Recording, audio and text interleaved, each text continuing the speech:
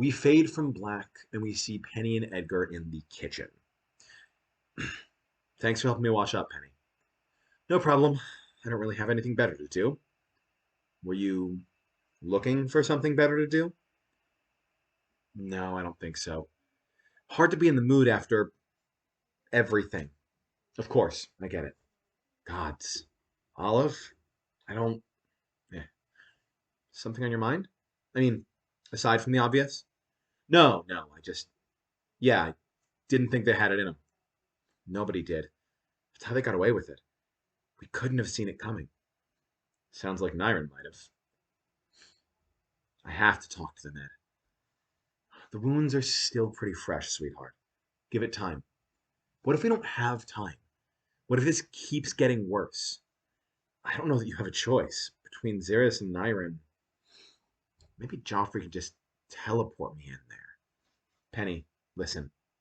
If you do more to divide these people, there isn't going to be anything left worth saving. Their own child. I can't even imagine what that must be like. Yeah. I never really liked the idea of having kids of my own. I'll drink to that. Want some fire whiskey? Oof. Too soon? Better than too late. Clink. And we fade out. One moment. Let me quick change. Okay. We fade back up outside of the tavern. My lady, it has been a long day. Might I suggest departing for bed early to acquire some much-needed rest? Making edits as I go. I'm glad you like their interactions. Writing interactions for these characters has been my favorite part, and I need to make sure it's something I hold on to for all future games. Oh, by the way, I have started writing this. I've started outlining the second game, and oh my god, I might talk about that at the end if I remember, because I have some thoughts and ideas that are not spoilers for this game. Obviously, I will not be talking about that kind of stuff. Um, acquire some much needed rest. I can't do that. With everything that's happened, I feel like I have to be constantly looking for clues or hints or any sign of what's going to happen next. Well then, we shall remain vigilant. Though come the evening, I must insist you get an ideal amount of sleep. Deal. Let's get moving. Maybe I can convince the nobles to let me talk to Olive, or see if anyone else has any ideas on how I could. Hi ho, and away! All right, we are now in the downtime section. This is a little different than usual. Now, I've gone back and added downtime dialogue to every downtime section, but most of it's very short and very just like, okay, well, this is here. This one is longer. The dialogue is actually more comprehensive. You don't need any of it. None of it's required, but I am going to read all of it because the dialogue here does have a bit more oomph to it, since Penny actually has a bit of a motive here rather than just talking to people. So I'm going to go ahead and just read through all this real quick. It's not going to be real quick, but it's going to be what it is. So, if you try to knock on the noble's door, you get a don't think the nobles want to talk to me, because you cannot have downtime with Xeris, Nyron, or Olive during Act 3. After what just went down, not an option. Talking to Joffrey. Hey, Joffrey. Hey, Pen. How's life? I'm still here, aren't I? You are. I tell you, if I were in your shoes, I'd have bounced by now. Really? Really, really. If I knew I could take the outside world and, hadn't been cursed by an evil wizard, I'd just be out kicking ass. Better than staying here and waiting until the next murder happens, What about Makara? She'd come with me. Duh. I thought she liked the quiet. Oh, she does. But she's terrified that I'm the next one on the list to get got, and given the chance, we'd absolutely jump ship.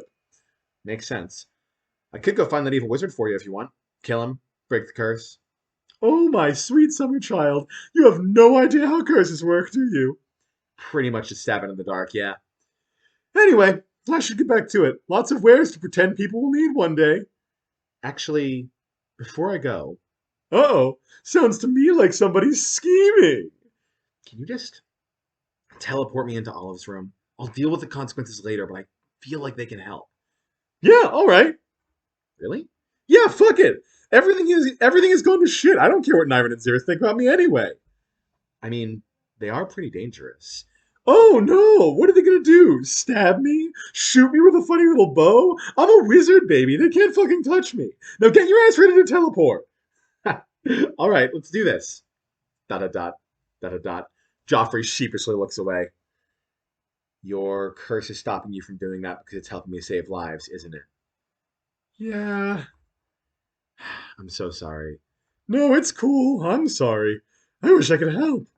It's all good. I'll find another way. So that's a little Joffrey dialogue that I desperately hope all my players find, but you don't technically have to. You can skip all of this. Um, talking with Makara. Well, if it's not my favorite investigator, how are you, Penelope Knifewhip? Hanging in there. It's kind of rough out there, to be honest. Joffrey has been keeping me informed. I am terribly sorry I am unable to help make things better. Have you considered coming out and meeting the town? I fear this gets harder to do with each passing day. I think perhaps when we have answered the question of who is behind all of this, it will be much easier to introduce myself. Until then, I believe I must remain hidden. You're probably right. Hey, do you know any way I could get into a locked room without anyone noticing? Hmm. I know people make tools for such things. Yeah, there was a set in town, but it got melted. How terribly inconvenient. Yeah. No magical solution? Well, if you could teleport, that would make things easier, but this is fairly advanced magic. Could you teleport me in? Oh, I am a rather powerful caster, but I have never studied teleportation. My apologies. Hey, had to try. Oh, I never got a chance to thank you, by the way. Talking with you gave me some valuable clues for the last case. I am delighted to hear it. I worry often I do not provide enough for the city I live in. You provide plenty for me. Okay. And then Annabelle. Annabelle, hey. Hey, Penny, what's up? I just wanted to thank you for all your help last case. I don't think I could have solved it without you. Oh, well, I'm glad I was able to help. I was really nervous near the end when everybody but me had an alibi. Yeah, it was touch and go for a minute. Still, you've proven to be a faithful friend. I appreciate you. Whatever. Shut up. So, I don't suppose I could get a dose of that falling ghost potion, could I? No. I dumped it so nobody else could use it. Why? I'm trying to figure out how to get into Olive's room without the nobles catching me. I've got to talk to them. Oh, I get it. I'm sorry. I should have asked if you wanted some of the potion first. It's fine. Anything else in here that could help? Maybe, but I doubt it. You'd have to ask Zyla which potions are useful. None of the ones I need to know would help. I doubt she'll be very helpful, but I may just try. Yeah, probably not. Thanks anyway, Annabelle. Can I do anything for you? No. I'm just going to take some time to work on my arcane basics. All right. Moving on. Rogo. Hi, Rogo. Penelope! Hello! What is it? What's going on? I just wanted to check in with you. How are you holding up after yesterday? Fine, sort of. Everything is scary and everyone is dying, but I feel fine physically. I ate too much food and I got sick, but I'm better now. Edgar's food has that effect on you. You never want to stop eating. Edgar's food is magically enchanted? Only if love is magic, Rogo. Is love magic? That's a deep question which I will not be answering today. This just in! Penny will answer every question she can until Rogo asks one, then she will cease to care. Hey, Rogo, is that a joke? Yes! Was it funny? Yeah, a little bit. Not bad. I told a joke and it was a little bit funny! Ha ha! That's Rogo's dialogue. Uh, Rogo starts to grow on me by this point in the game. He gets a little bit more of a personality than just screaming. Oh god. Sorry, here we go. Oh gosh. My back is so bad. Talking to Cal. Hey, Cal. Well, hey there, Penny. Good to see you there. How are the old bones feeling today? The My bones? Yep, your ivories, your out of the center, your bones. How are they? Fine. Why would my bones be bad? I keep forgetting that most people just got normal bones. I got them old man bones. Some days they're great. Some days I feel like I done spilled a whole cup of fire whiskey over them. Which one of those are you feeling today? Somewhere in the middle. But hey, that's what happens when you're when you're older than... That's what happens when you're older than the dirt. Starts to feel like you'll be getting there soon. Well, not if I have anything to say about it, you won't. Appreciate the effort, bucko, but when my time comes, I don't think power on this earth will stop me from keeling over. Well, let's just keep you healthy until then. I can try my best. And that's Cal's dialogue. You do not ask him for help getting into Olive's room. He would not be any help to you. Edgar dialogue. Hey, Ed. Back again? You just can't get enough of me, can you? Something like that. I was actually wondering if you could lend me a hand with something. Anything. What do you got? I need to get into Olive's room. Anything but that. Ed, Penny, I don't know if Olive has answers or not, but it can't be your decision if they get to speak to you. I know that. I don't want it to be my decision. I want it to be theirs. I want Olive to choose for themselves, not for Nyrin and Xeris to ground them eternally and hope it all works out. Then I counsel what I did earlier. Patience. But for how long?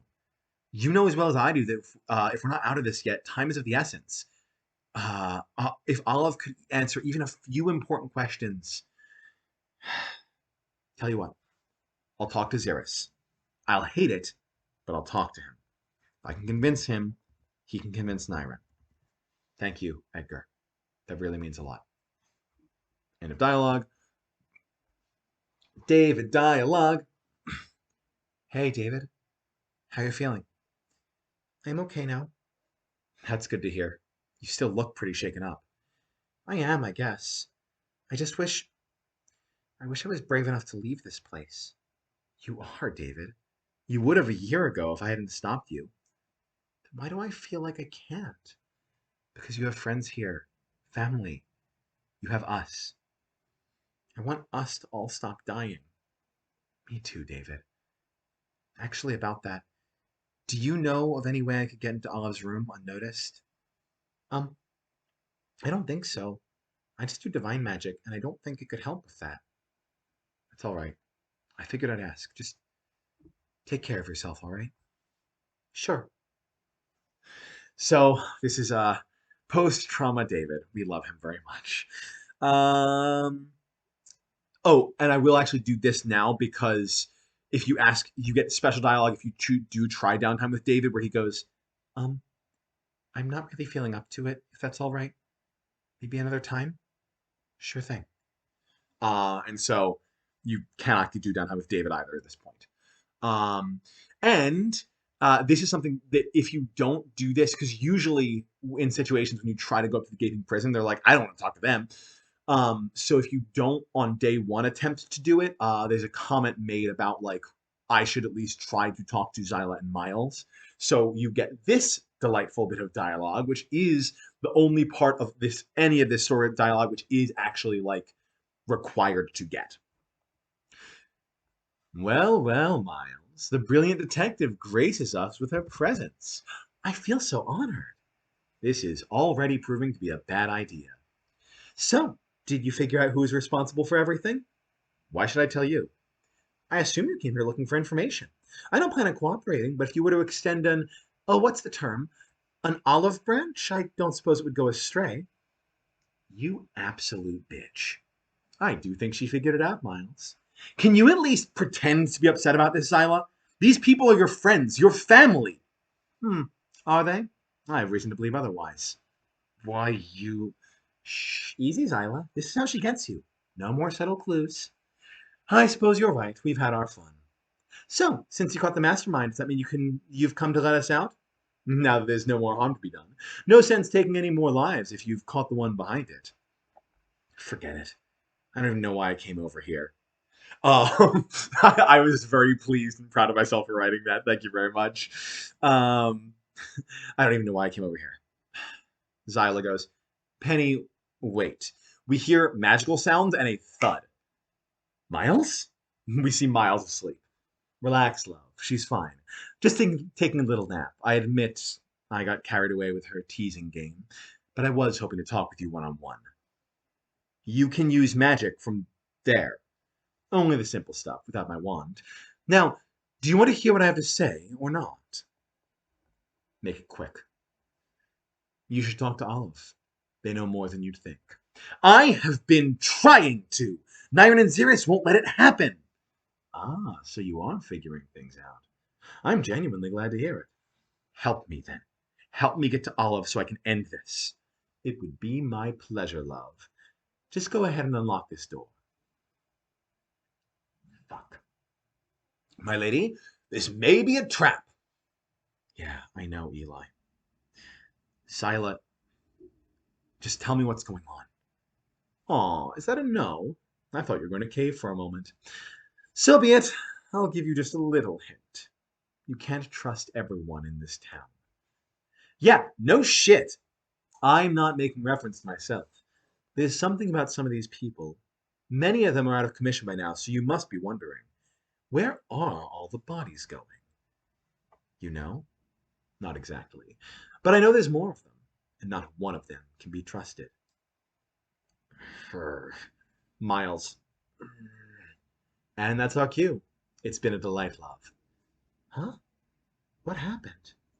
You must be dehydrated. Penny, be a dear and go get our lovely Miles some water. Fuck off. Wow. The investigative life has really turned you cold, Penny. Penny, in her head, I can't take any more of this. All right. So that dialogue does need to happen before the game can proceed.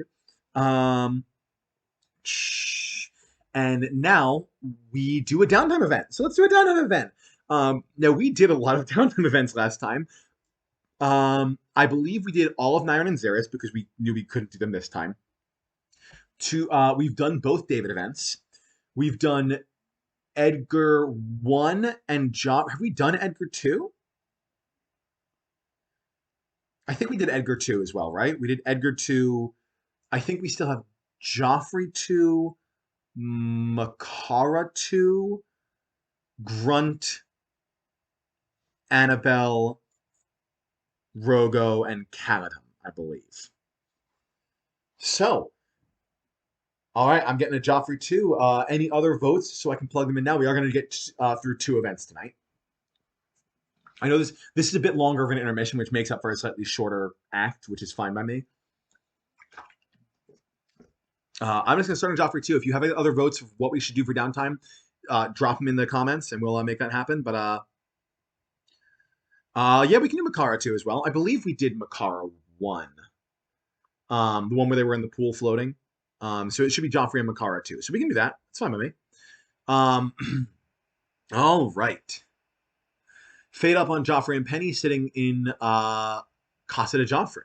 This can't be picked because of the way it works out. You will always have found Casa de Joffrey by Joffrey 2.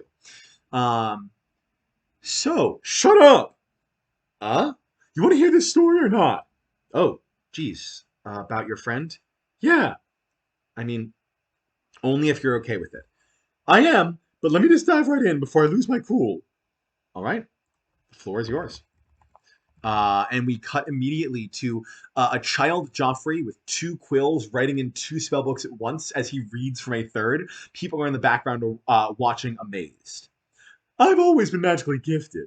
I picked up spellcraft when I was young and memorized arcanum and incantations so fast that in my first year, I surpassed wizards who've been training their whole lives. Where I'm from, there's this big magic school called the Arcanium. I was the youngest student ever accepted there, and the fastest graduate from the program, finishing the whole 8-year course in 2 years. We see a slightly older Joffrey excitedly blasting a dragon with a powerful magical beam. Every king and noble within a 100-mile radius... Hang on, I just realized I can't actually see. Guys, if there's like a... no, never mind, I can see the chat. Sorry, carry on. Every king and noble within a 100-mile radius wanted me to be their personal wizard, and I wanted absolutely none of that shit. I took to the road, and I solved problems as I found them. Bandits troubling a village? Tied and delivered to the nearest prison overnight. Dragon eating a village's cattle? That village was eating dragon for weeks. I was unstoppable. So much so that I claimed the title. Joffrey the Unstoppable. Kind of pretentious, but I wasn't going to deny it.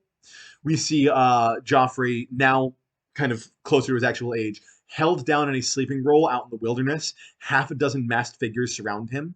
Joffrey is wounded, but like blasting with spells, fighting for his life. But traveling alone comes with its own issues. One particularly crafty assassin brought some hired help in the form of another mage who could undo the barrier I slept under. And I woke up with a knife between my ribs. I survived, but just barely. Killed every single one of those fuckers and limped my way to a nearby village for healing. Took me out of commission for almost a month. We see Joffrey, bored, behind a desk and a line of adventurers waiting to see him. I realized that no matter how strong I was, I needed others to have my back. So I auditioned some fools. My reputation brought heroes from far and wide, and every single one of them sucked. Until Arthur. We see the line dwindle, and Joffrey perks up as a simple man stands in front of him. Kind of brown hair, human man, nothing but trousers and a tunic. He didn't actually know who I was. He just wandered through and thought he'd come say hi. When I told him what I was doing, he said he'd be traveling with me. I told him I was looking for someone a bit hardier. He told me to put it to the test. Now, I was so frustrated with everyone that I'd met that day, I did something irresponsible, and I blasted him with a spell that could have shattered the bones of a hill giant. We see Joffrey standing, shocked, in front of an unscathed Arthur who has his hands in his pockets, smile on his face. And he survived it? Survived? An understatement. He wasn't scratched. He stood there like I just flicked him, grinning like an idiot. I had no idea what his deal was, but I knew he was my guy. We set off later that day. We see Joffrey and Arthur fighting side by side. Arthur has a quarterstaff. Joffrey is shooting fire at some zombies or whatever. He was a martial artist who had mastered the idea of mind over matter. Nobody could hurt him because he didn't want to be hurt. Joffrey the Unstoppable and Arthur the Unbreakable. We must have taken out half the continent's monsters in our first month. We were living the high life. When the world ended, we didn't skip a beat. It was just more monsters to fight. But then, we made a rookie mistake. We see Joffrey, barrier around him, shining a light on dark halls of a stone tower. Tearing through a dark wizard's lair, we split up, hoping to corner the guy. But he knew our reputation and got to Arthur first. Now, there's no spell on the planet that could take me out of commission. But Arthur didn't have any formal magical training. He was just strong-willed. His mind was his greatest weapon, and this wizard knew how to control it. We see Arthur, blank expression, facing down Joffrey. Joffrey is backing away, terrified. When next I saw Arthur, the wizard was in full control of him. Now, he wasn't as unbreakable while someone else was in his mind, but he was to me. I couldn't fight him, and the wizard knew that. We see Arthur, barrier hell. We see Joffrey, barrier held as Arthur wails on it. Joffrey in the barrier just crying. Arthur had become more than a traveling companion. He was the only friend I had. I almost let him kill me. But at the end of the day, I know he never would have forgiven me for that. There's a flash of light, and we're back to Joffrey and Penny. We see Makara has joined in, is kind of listening in the background of the conversation. Once he was out of the way, I got to the wizard and did some things to him that have certainly secured me a place in hell. And so we at least get to be together even in death. Joffrey, I'm so sorry. I had no idea. Yeah, there's a reason for that. How long were you alone after that? Hang on. Sorry, just awkward phrasing I'm changing. How long were you alone after that? A few years before this one found me. It was a pretty dark place, and fortunately she was more than capable of kicking some sense back into my ass. Oh, hush, love. You exaggerate our first meeting. It's cool, babe. I know you're humble. I'm boastful enough for the both of us. One day you'll have to tell me how that fight went down, too. With pleasure. It was the only fight I was ever happy to lose. And we fade to black. So that's Joffrey's story. Or, I know, Griff, you know that story from, or a similar version of that story from D&D. It's changed for this. Yes, they are cute, aren't they? I love them very much. Okay. And Makara, well, since we're here, we'll hit up Makara too. We are back at the pool. Oh, excuse me. Sorry.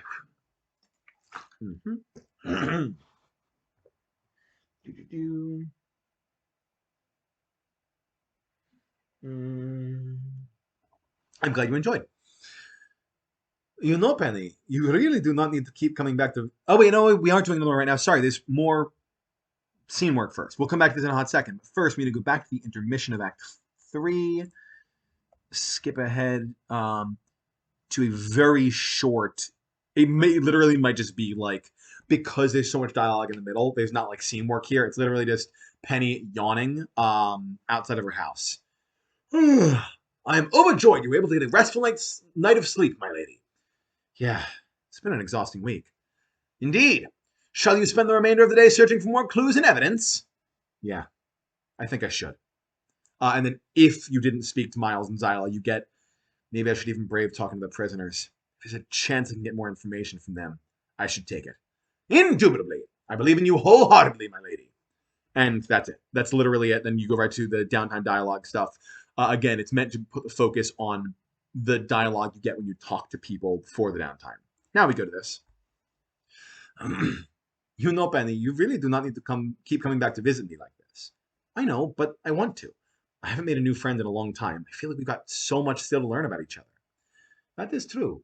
And please do not misunderstand. I appreciate your company. I simply do not want you to feel obligated to appear now that you know I exist. Not at all. I'm here because I want to be. I am pleased to hear that. In that case, would it perhaps be acceptable if I shared the story of where I came from? Yeah, of course. It is not particularly kind or happy one. I simply want to be certain that if we are to be friends, you accept me in spite of my past. I do not want our kinship to feel dishonest. I completely understand, and I promise I won't hold your past against you. Go ahead. I'm listening. Fades to a child Makara. She still has blue skin and horns, but it's much shorter horns and not nearly as blue skin. You can tell like this is more before her hell-blooded stuff started to take over. She's in a line with other Hellborn kids who are each have their own varying skin tones. Their hands are out, have some like various fire and ice kind of spewing from them. They're clear like training magic. Makara has her lightning crackling from her fingertips, and they all wear black robes. Um, Hellborn are, in a sense, lucky. Humans brought to hell for their deeds are tortured, punished, enduring a horrific existence. Hellborn cannot receive judgment, as they are born into hell instead of being condemned to it. Instead, they are separated from their parents at birth and raised to keep the machine of horror running. As early as we are able to walk, we are trained to control our powers and use them to cause harm. We see a teenage Makara dressed more like a formal demon with like this kind of black and red armor vibe, whipping this kind of shirtless man whose back is arched, screaming, chained to two stone pillars. The whip is crackling with lightning, and we see Makara is grimacing. Those Hellborn less fortunate, unable to access their powers easily, would be put to work as servants or assistants to devils, doing degrading menial tasks that others could not be bothered to achieve. I, on the other hand, was promoted quickly, gaining dominion over souls that needed to be tortured. I took to it like a ring in a bell. It is something that, in hindsight, I detest myself for. But at the time, it was the only life I knew. It took one very specific person. To open my eyes to what happened. That's weird phrasing. I'm gonna highlight that and change that later. Um, we see a woman with blonde hair, bleeding, beaten, wrists raw from cuffs, wearing scrappy rags, dangling from her ankles in a dimly lit room. Makara, looking a bit softer but still fairly young, squats down to speak to her. Her name was Lavanda. She was the first soul I tortured who shared her name with me, but then she was the first one I had asked. She was given to me with simple instructions. Do not hold back with this one. She will prove difficult to break. And so I got to work. But no matter how hard I struck her, how much electricity I pushed through her bones, she did not scream. She did not cry. She was clearly in pain, but she never once protested. One day, I finally asked her, How? How could you possibly endure all of this torture and still maintain your composure? Her answer broke my heart. And instantaneously changed my mind about the life I had been raised in. We see a close-up of Lavanda's face as she sits even more badly broken against a brimstone wall, smiling. She said, I deserve it. I did not ask what she did. Instead, I knew immediately, nobody deserved that. And when I realized this, I thought back on every soul I had tortured up to that point. What had they done that was so terrible they deserved this recompense? No more, I thought. I did not need any more time to consider my choice. I had made up my mind. We see Makara still in her armor, tossing her whip behind her as she walks an upward slope out of hell. Since I was a figure of high status, nobody suspected that I would leave. By the time they realized I had escaped, it was far too late to do anything about it. I know that the souls I left there will still be tortured, but I would no longer take part in it. Whew, we're back to the pool. Shortly after I made it to the surface, in the midst of the chaos, I met Joffrey. He, as so many did, mistook me for a monster, and we came to blows. Once the misunderstanding was settled, I suppose he rather took a liking to me, and we have never looked back. Wow, that's quite the story. You do not think any less of me for my past? Of course not. I think it's amazing that you had the insight you needed to get out of there. I owe it to a soul I will likely never see again. I only hope Lavanda can find some peace in her heart. What happens if you die? When I die? Well, I do not know. I suspect I will return home. But perhaps with all of the death in the world, there will be no space for me there, and my soul can simply wander in the quiet. After everything you've been through, that actually sounds pretty nice, huh? It certainly does. I'm so glad you like Red. I was talking about this like before the stream started with my friend here. I value your opinion on my dialogue so highly. So the fact that you like the dialogue just means the world to me. Truly, thank you so much. And now we're gonna cut to the end of the intermission. So we've just done the downtime section. All right. For the first time in quite some time, we see another kind of one of those like dream flash things where Penny like is having these like excessive dreams. We see all these flashes of different like outside world things, and then the screen fades to black. In the distance, we hear a rumble of thunder. 5 more minutes. The music fades. There is a jarring silence. And then crack of thunder, crash of lightning, the sound of something being destroyed. And we hear a furious Makara.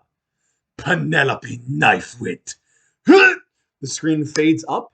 Penny's wall has been blasted down, lying in scorched shambles all over her room. Makara is now back in her like full like demon adventuring armor. Has her hand extended, and we see a larger spectral demon hand that she's projecting that has Penny off the ground by the throat, just like dangling in midair. Penny's struggling to get free to no avail, half asleep and terrified. There are no words for you possessed that I need to hear. Die! Eli! The screen begins to fade. And then distant, barely audible, Edgar. Makara, stop! The screen goes black. Act 4, Knife and Death. We see a few more flashes of the outside world, and then it fades to black, and we hear Edgar's voice, distant but getting closer. Penny, come on, sweetheart, come back to us. We do that like stereotypical eye flutter open animation. You know the one I'm talking about. And we see Edgar at the backdrop of a blurry town hall in the background. There you go. Easy. Don't sit up too fast. Phew. Makara. Yes, I know. Lots of questions. Let's take it slow. The others. We can't let them. Yeah, about that. The screen shifts, so we see the town hall in full focus. The gang's all here, with the exception of Olive and Joffrey. Penny is sitting on the edge of the kind of long table we've been doing the trials at, looking over her shoulder. Edgar's in front of her. And over the shoulder, we see everybody. We see Xeris, who has bow in hand, Nyron with sword resting on the table. Annabelle has like a little bit of magic prepped in her hand. Everyone's super on edge, and there's Makara just sitting in a chair, arms crossed, looking at all of them. Okay. Glad you could join us, Penelope Knifewit. Now tell me what you did. I'm lost. I didn't. Oh no. Did something happen to... Do not play the fool with me, Penelope Knifewit. Edgar. Makara, I told you, she doesn't know. This wasn't her. You have to believe me. I have to do no such thing. Makara, if something happened to Joffrey, I swear I'm going to find whoever... Save your tears. You think you know sorrow? You know nothing of sorrow. Makara, that's enough, Edgar cuts in. You do not get to tell me what is enough, Edgar Everglow. We are getting nowhere sitting around yelling at each other. Xeris, lest you forget, Makara, you are a stranger here. If you fail to be on your best behavior, listen to me, nobleman. There is no threat you can issue that will dissuade me. All of you combined would not be able to defeat me, and if you could, the worst fate I would suffer is returning home. Can you say the same of your own inevitable failure? Penny, in her head, gods, this is a side of Makara I never wanted to see. Right, Eli? Edgar, where's... Oh, gods. That's why you think it's me. Edgar goes, I know you're angry. You have every reason to be. But I promise with everything I am that Penny is not responsible for this. And if you let her help, together I know the two of you can find the real culprit. Very well. I accept these terms. But when the evidence sets a light upon my nemesis, regardless of your attachments and beliefs, I will do them the service of separating them from their mortal coil. Do I make myself clear? Crystal. Where then, Penelope Knifewit? Would you like to see the body? And Act 4, investigation, start. Guys, this scene makes me upset every single time. It makes, yes, I can't believe I still have Chrome open. That's not helpful. Um, yeah, there's some questions, aren't there? So, guys, when I start the next part, it's going to be go till the end. So I'm going to run to the bathroom right now because I don't want to have to pause in the middle of the investigation. So I'll be right back. So you can hang on that cliffhanger for a hot second.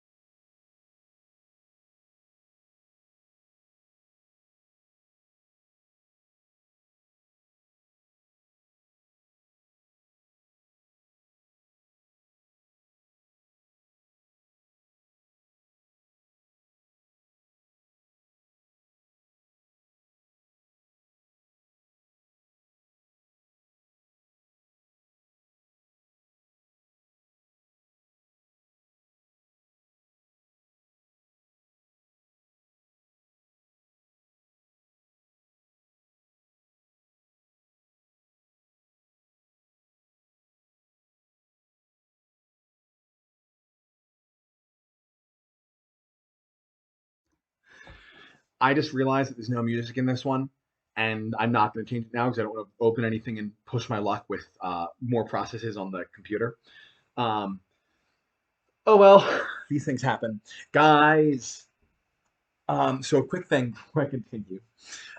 Um, so this is the first time we see Makara in her adventuring gear. It's different than the demon gear we see her in the flashback. It's more like it's more of what you'd expect from a spellcaster getup, in that it's like robes and um, like non-armor leather kind of a thing. It still has traces of like that kind of demon mistress vibe. Oh no, things are getting very real. But I bring this up because every time we've seen Makara until now, it's been white like night robe, and that's pretty much all we see. Like and slippers, just super chill. Um, and in the scene where she breaks into Penny's, where we see her in this like adventuring gear for the first time, which in any other context is like, I mean, again, Makara is a gorgeous character. She's just meant to be like very just attractive naturally. So we see this. hot demon lady break through the wall and take Penny in a magical chokehold. And I'm writing the scene going, I know people are going to be into this. Like, it's not the intention of the scene at all. There's absolutely none of that like feeling there. But I was reading it, like writing it, just going, there's not. I can write this as flat and like non-sexualized as possible. People are gonna take it like that, no matter how I spin this.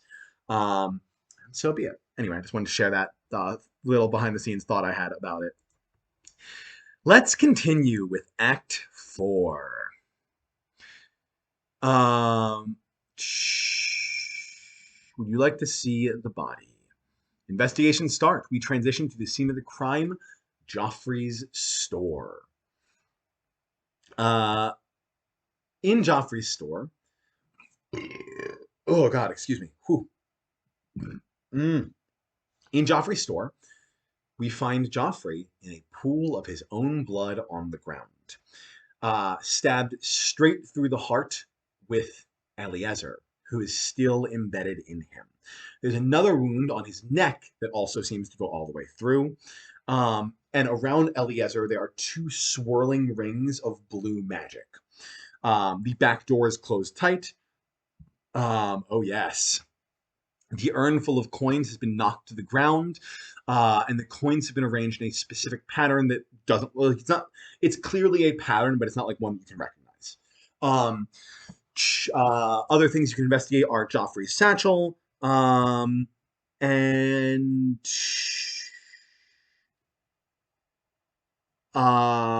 Makara sticks with you in this investigation like Annabelle does, but you can only talk to her once and only in the store, which you can, at that point, she vanishes from the screen and is just with you.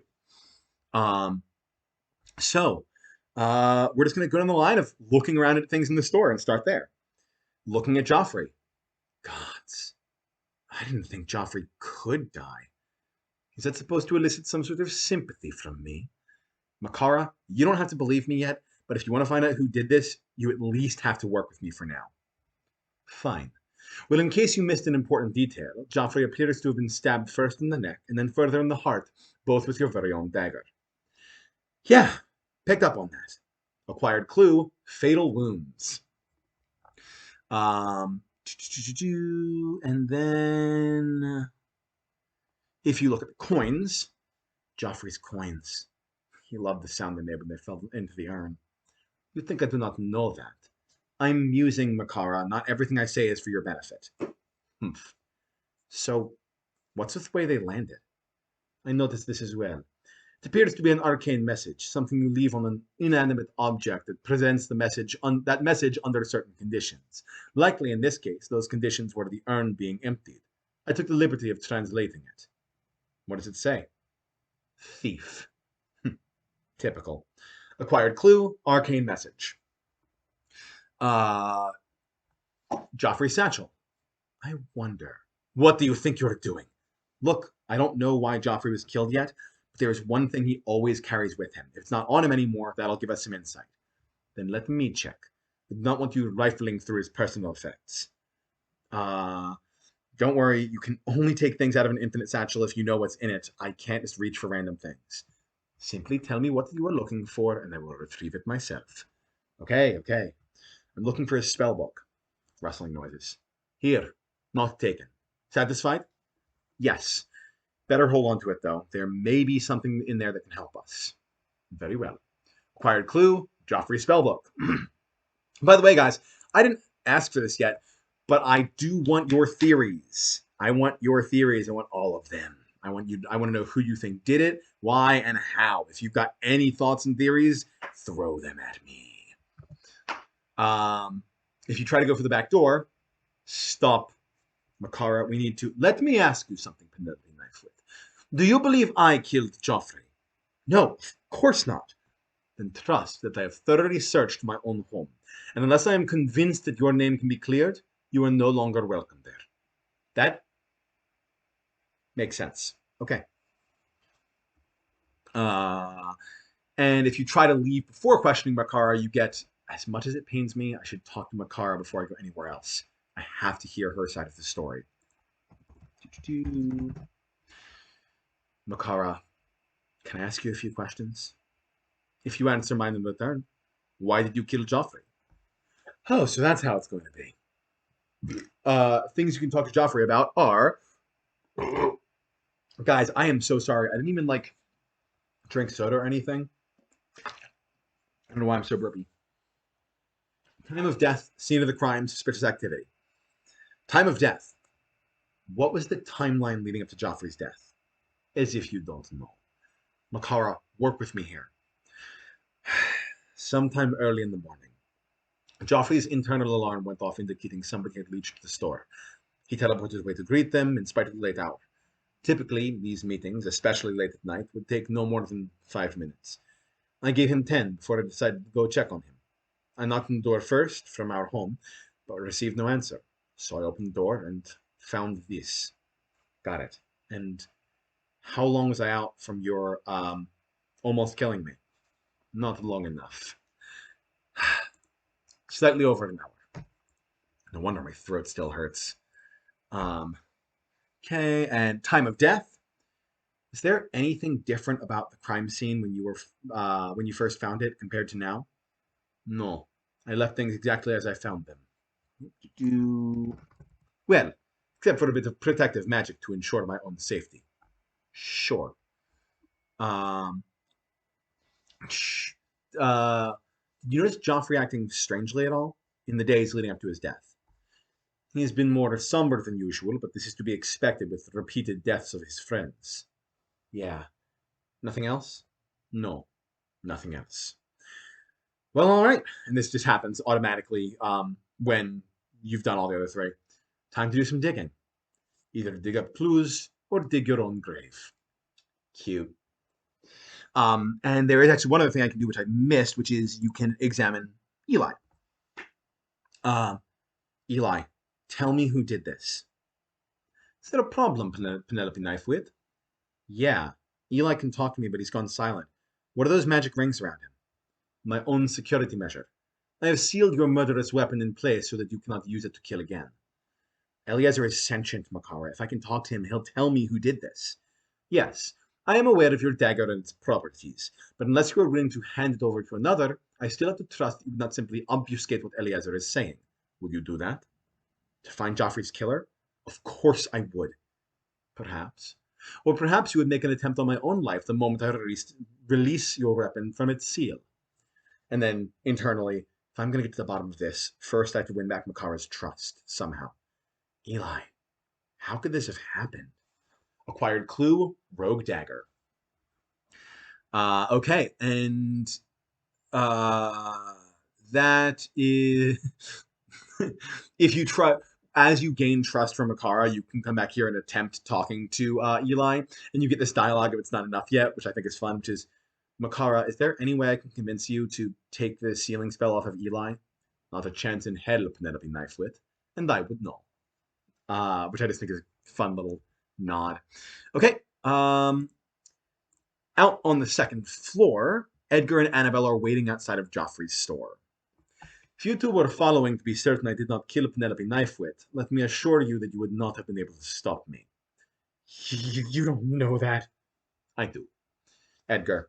She does. No, I just came because I was going stir crazy in the town hall. Mind your deceptions, Edgar Everglow. No deception, Makara. Just waiting for the inevitable questioning. And speaking of that, let's question Edgar first. Edgar, don't worry, Penny. I know this wasn't you. Could you give us some space, sweetheart? Penny missed a lot when she was unconscious. She deserved it. You could have killed her. You think I do not know how to bring someone to the brink of death without killing them? I know you do. But all the same, could we just have a minute? Fine. It will not be far away, so do not think of trying anything clever. Yeah, I get it. Footsteps, Makara walks away. All right. I suppose you've got questions. Um, you can talk to about alibi, Makara, or arcane message, and that's pretty much it. Uh, when Makara came to kill me, this is alibi. Uh, when Makara came to kill me, you were there pretty quickly. What were you doing so close by? My house isn't far from yours, and I'm a light sleeper. When I heard the thunder, I came out to see what was going on. It's a miracle I made it on time. Ah, yeah, I owe you one. You owe me many. Makara, when you saved me, you called Makara by name. Caught that, huh? How long have you known? A damn sight longer than you, I'd imagine. Must be 4 or 5 years by now. We've been getting close this last week, but she never said anything about you.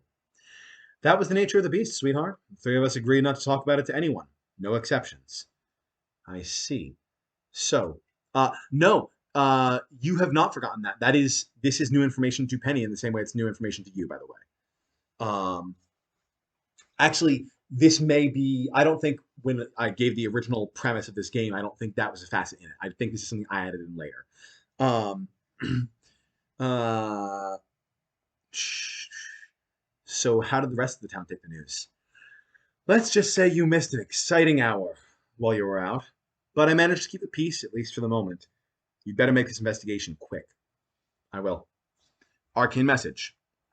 At the crime scene, Joffrey's coins seem to have some arcane programming on them to read out thief in some magic language. Any idea what that might be about?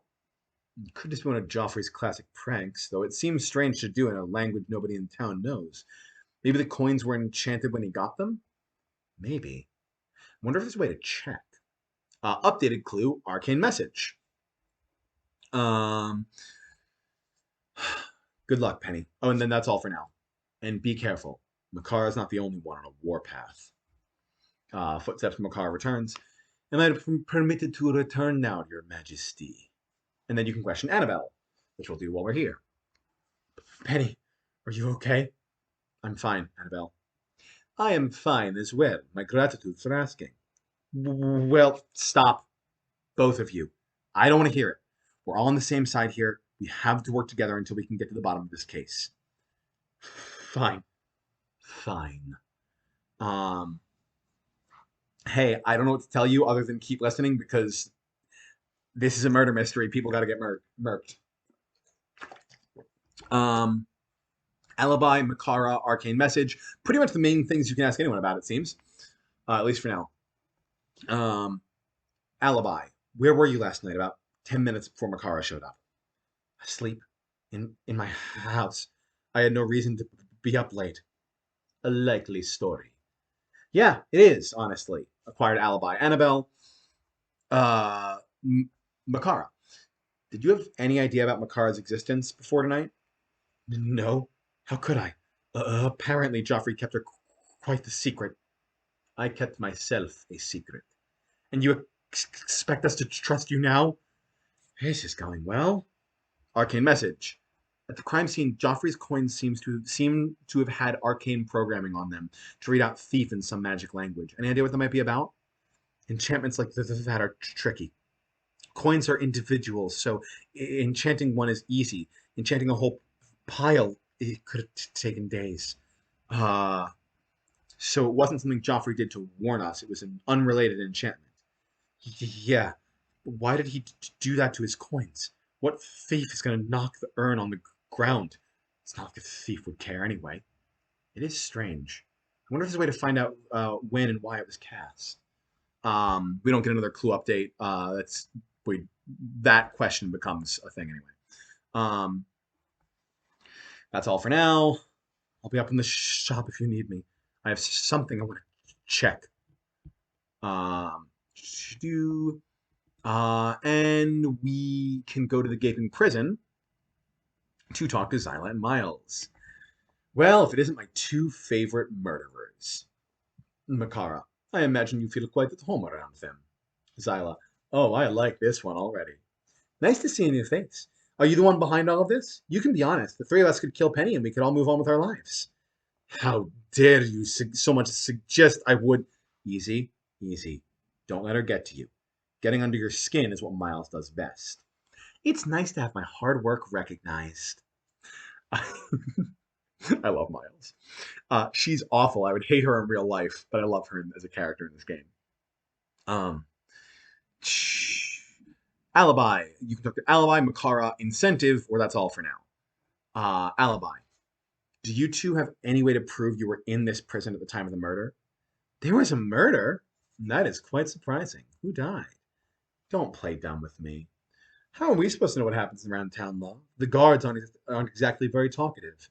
Yeah, that could have been any old explosion. A murder? Heavens me, I'm beginning to feel a little faint. Forget it. Alibi acquired Zyla and Miles. Makara. Makara, did you ever meet either of these two? Thankfully, I did not. Ooh, that hurts. Though I recognize Zyla by description. The pleasure is all mine, love. It most certainly is. Incentive. Is there any way I could convince either of you two to actually help with this case? Sure, but you'd owe me a favor. If I can't find any other solutions, I just might. Oh, this is turning out to be a good day after all. Hang on, Zyla. Don't forget what I said. Even the intention to help has given information to Penny before. Some kind of dark magic she wields, no doubt. She'll be walking away with no favor owed, and you'll have accidentally spilled your whole heart to her. Yes. You'll have to tell me how you do that sometime, love. But I'm afraid with that information, Miles is right. I'll have to withhold help for now. Damn it. Guess we're on our own then. Penelope Knifewit. A moment. Sure. Background goes blurry to step away. What is this magic power Miles claims you have? Oh, it's a magic watch. Basically, it lets me turn back a couple of minutes of time once every so often. It only works on conversations, though. It's made investigations much easier.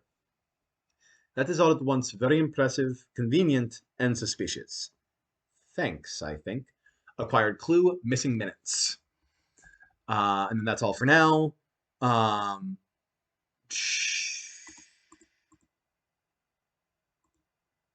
uh, don't go anywhere.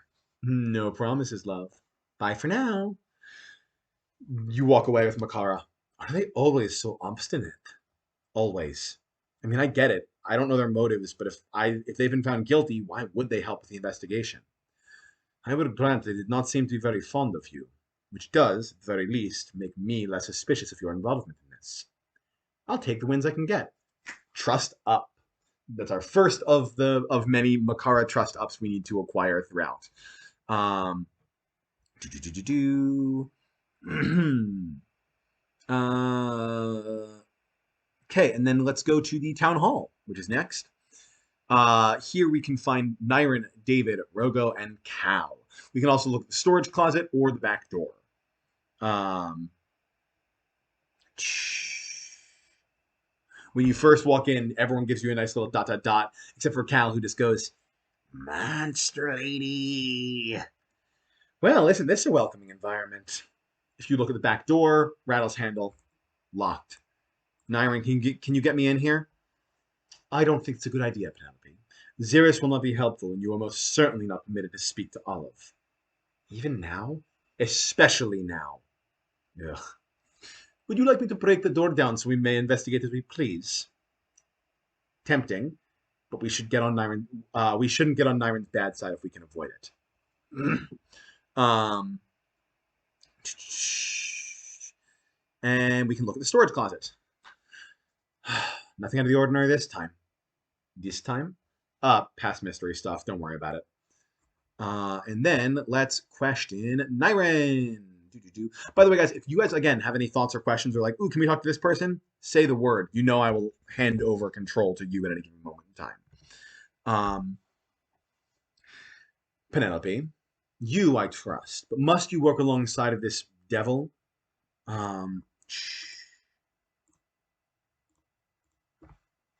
Must you work alongside this devil? She's not a devil, she's hellborn. Surely a woman of your stature has heard of my kind. I have. Nonetheless, you are a newcomer in this town, and no newer than Joffrey was before his murder. I am the lady of this town. If I did not know of your existence, then for all intents and purposes, you are new here, and you would do well to show the people of my city some respect. Ah, yes, a self-righteous noblewoman. I saw many of your kind in hell. They were always the fastest to scream. Okay, enough of the pleasantries. We have a murder to solve. You can talk about Alibi, Makara, Xeris, or Arcane Message, or that's all for now. If you do Alibi, where were you just before the incident? I was asleep in bed, as Xeris will attest. So Xeris was there as well. He was outside of Olive's room. He's been sleeping in the corridor these days. So you didn't see him. I saw him when I was awoken by the explosion. We both found each other quickly. But he could have killed Joffrey and returned before I found him. Sorry, that's Makar. But he could have killed Joffrey and returned before I found him. If anyone could get the drop on Joffrey, he could have. Don't be ridiculous. Xerxes and Joffrey were always rather close. Motive is the one thing we haven't been able to pin down, Nyrin. We have to consider all options. Trust down. And we acquire the alibi of Xerxes, Nyrin, and Olive. Ugh. Okay. Oh, there's the old back. If you talk about Xerxes now, you get a Nyrin. I can get by without talking to Olive, but I do have to speak to Xerxes myself. You have to do no such thing. And then you need trust to be lower to do that. So let's also talk about Arcane Message. At the crime scene, Joffrey's coins seem to have some arcane programming on them to spell out thief in some magic language. Any idea what that might be about? It seems typical of Joffrey to enchant his coins, but I'm afraid my own magical knowledge is limited. You don't think it's suspicious that the coins would spell thief, with Lord Xerxes' questionable past?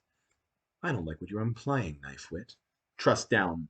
And then if you go back and then ask for Xerxes, Nyrin, listen to reason. The coins on Joffrey's floor spelled out thief. Xerxes wasn't sleeping in the same room as you. And with how close he is with Olive, there's every possibility he could be behind this. Fine. I'll fetch him. But you will not be speaking to me again for the duration of the case.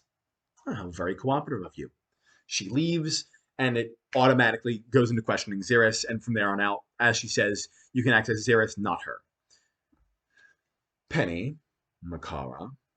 Xerxes, thanks for coming to talk. I know how this all goes by now. What do you want to know? Oh, hello. I didn't have the list of... Hang on. I don't have the list of things you can talk about right at the top, which I need to do. Alibi, Makara... Alibi, more with Xerxes than anything else. I'll add the Alibi, Makara, Olive, Eliezer, Arcane Message.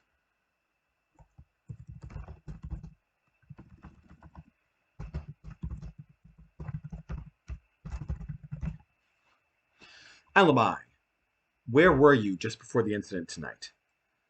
In the corridor outside of Olive's room. From not being allowed to in without supervision, I at least want them to know they're not alone. As sweet a sentiment as that is, do you have a way to prove that? Given that you are not permitted to speak with Olive, no, I suppose I don't. Terrific. Updated alibi Xerxes. Makara. Is this your first time meeting Makara? Well, aside from when Edgar hurriedly introduced us, yes. You know, you could be asking me if I've met anyone before. You're welcome to chime in at any time. Fine. I have not met, nor do I care, for Lord Xerxes. Well, aren't you just the charmer?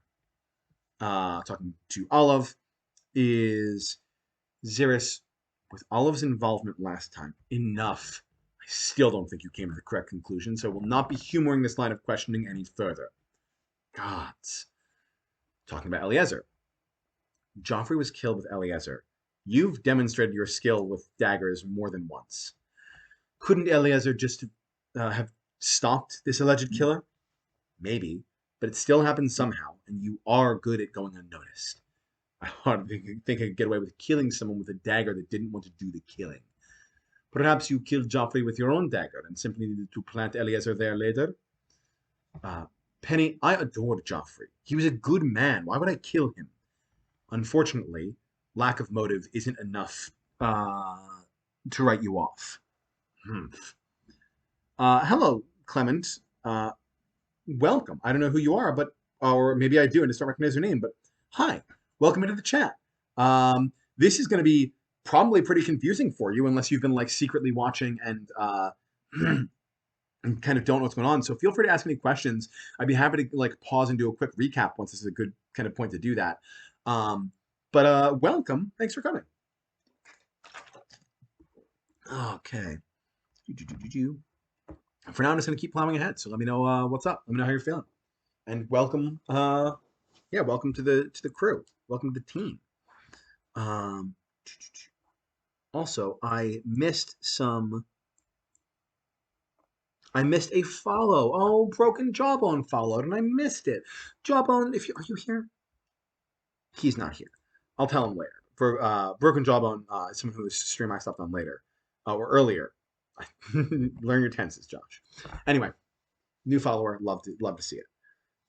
It is super strange, isn't it? So mechanically, the game sort of eases you into this by having Annabelle around during Mystery 3. Um, so that it doesn't feel quite so out of the blue when Makara's around for this one, which I think is a helpful thing. Anyway, arcane message. Joffrey's coins were spilled on the floor, and they were enchanted to say thief. Um, Quandale Dingle. I do not know Quandale Dingle. No. Um, if it's someone else stream-wise that I should know, let me know. I'd be happy to go and check him out.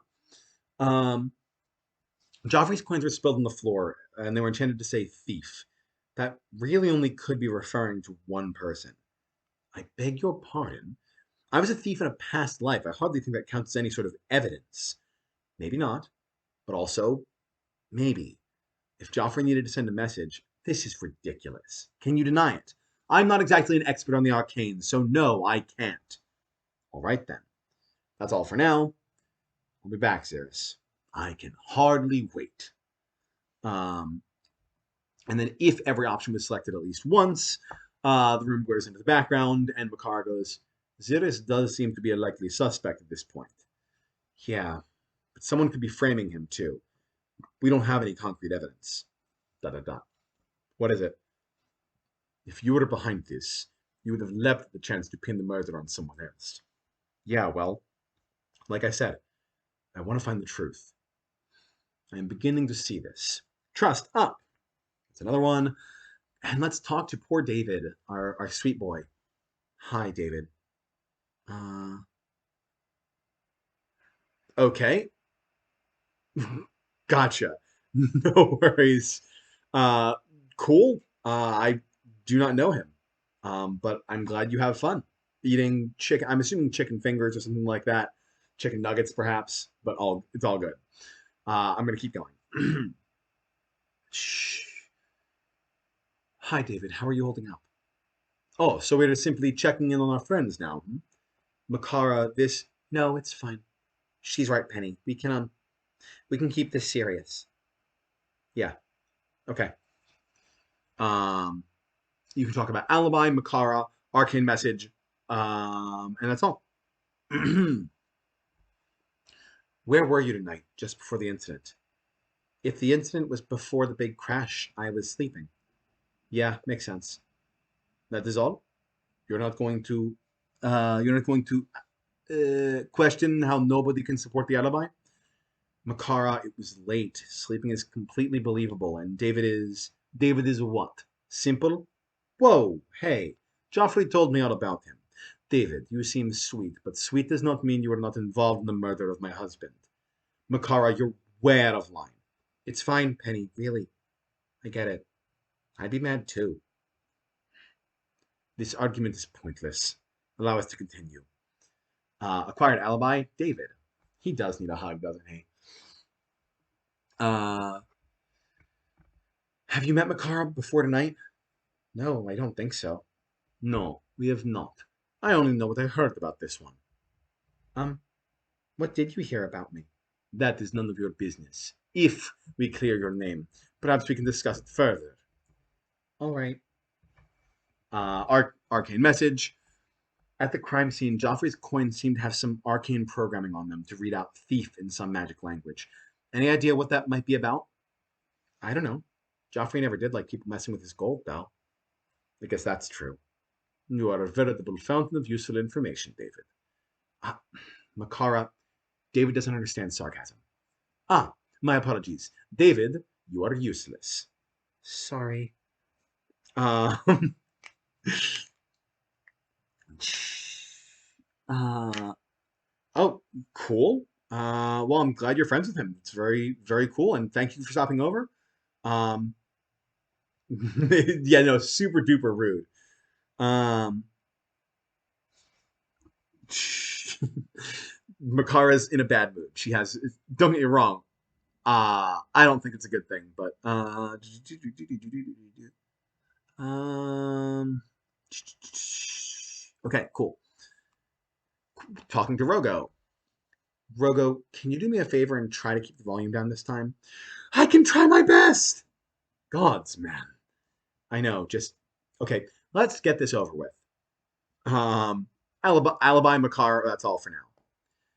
Where were you tonight before the incident? Asleep. Got it. Anyone to back that up, or uh, the answer is no. And guys, I appreciate. Okay, great, cool, cool, cool, cool, cool. Sorry, guys. Give me a moment. Yeah, that's not gonna fly.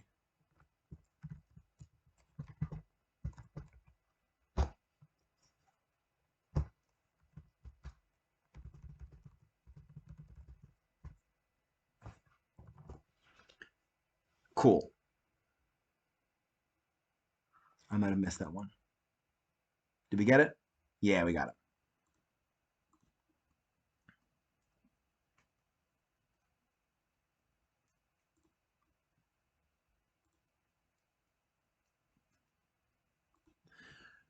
Cool. Uh, sorry about that, guys. I always try to humor new people who come along, and then this happens. It's frustrating. It is a frustrating thing. Um, Anywhom, I'll continue undeterred because that's done now. Okay, thank you for your patience, guys. I'm back to it. For sorry for those who were just like maybe listening in the background, there were just two people in chat who ended up being either bots or just disrespectful in general. So either way, they're gone. Bye bye. Great, and we're back. Um, so Rogo had just said he was asleep, and Penny goes, "Got it." Anyone back that up? Or, you know the deal. I apparently never have an alibi, and I'm always a suspect.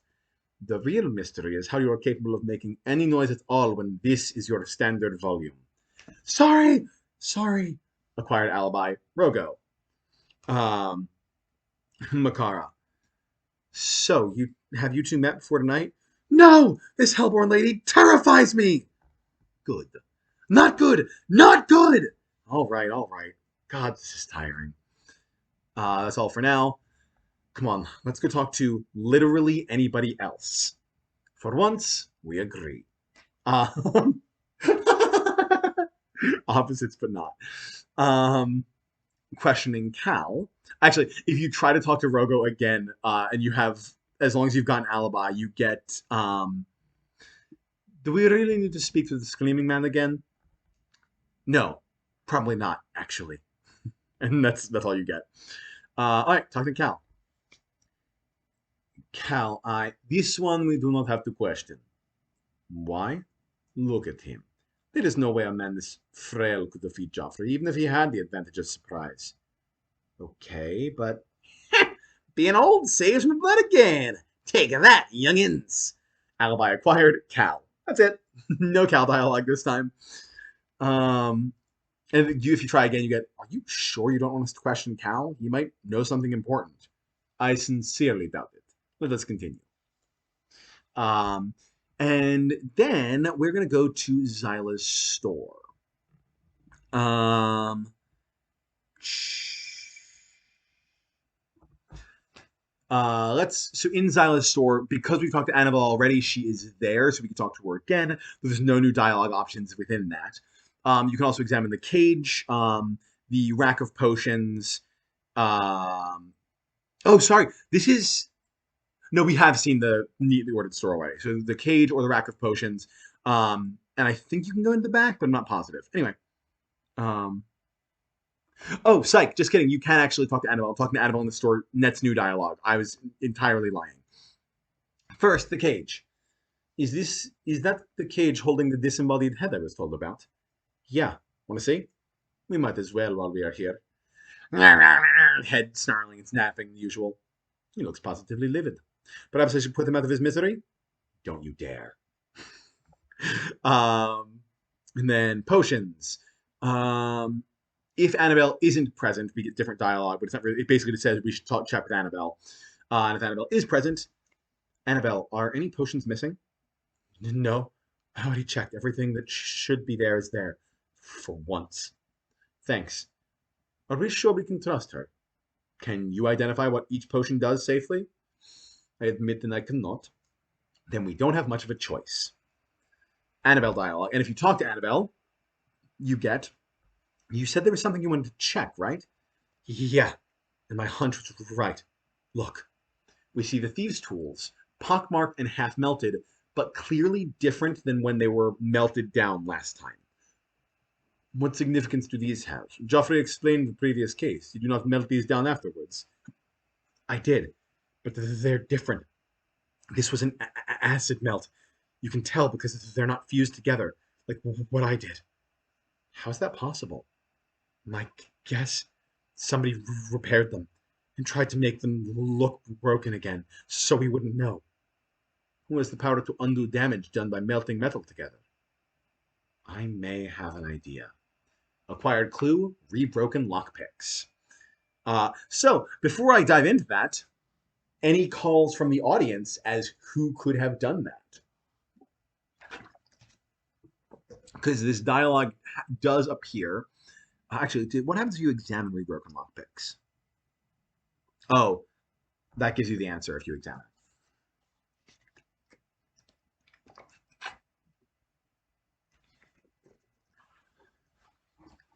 I'm going to hold here for a second because I want to get your thoughts. Well, I think you'd have a better chance of knowing it if you were playing the game like even once a week. But because this is once every 2 weeks and not even consistently, I get it. I'm going to examine the dialogue for you.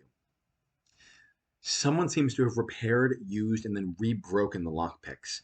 The only one in town who has been proven to have reparative magic is David. So let's go talk to David. Red's about to bite my head off, guaranteed. Um, so you can talk to David. You now add the rebroken lockpicks clue. It appears. David, have you done anything with the lockpicks that we confiscated from Xeris after the last case? I thought Annabelle took care of them. Didn't she break them or something? She melted them down, yeah. When we found them, they didn't look the same. They're still broken, but it's different now. Huh? That's weird. It is. But we also know that you have magic to mend broken things. Yeah, but I don't know how that's. Oh. Oh, are you accusing me? We may be. I I didn't do anything with the lockpicks. Though I guess that's what I'd say if I had done something, huh? Well, let's just be sure. Do you know anybody else in town who can use that kind of magic? Maybe. I think Annabelle can fix stuff too. And didn't Edgar have some mystery magic? Not to mention, Makara seems pretty magical. Um, if you're implying that I'm in any way responsible for this, he's just. Let it go, Makara. We'll keep searching. All right. I know at least you do not know how to repair objects. Joffrey informed me that all of your magic was taught by him, and making repairs was not in your lessons. That's true. Lucky for me, I guess. Lucky for you. Trust up. Oh yeah, no, I know you're coming for me, Red. And I've known you were gonna be coming for me for that moment for a while.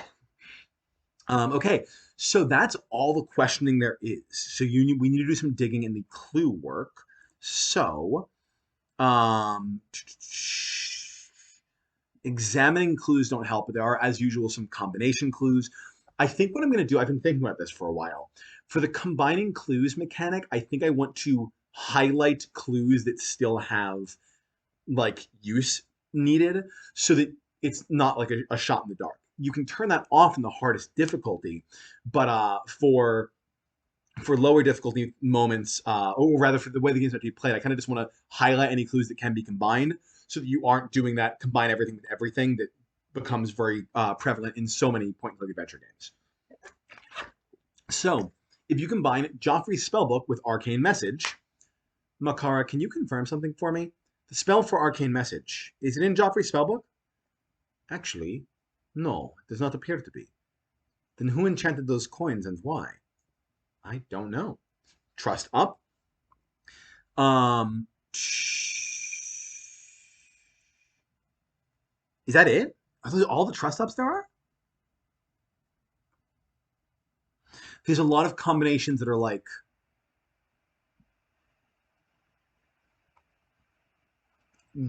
don't lead, like kind of nudge you in the correct direction, but don't actually lead to anything.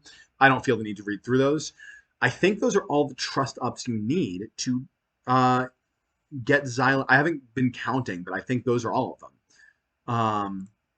Let's see if it says here. Oh no, there should be. Hang on.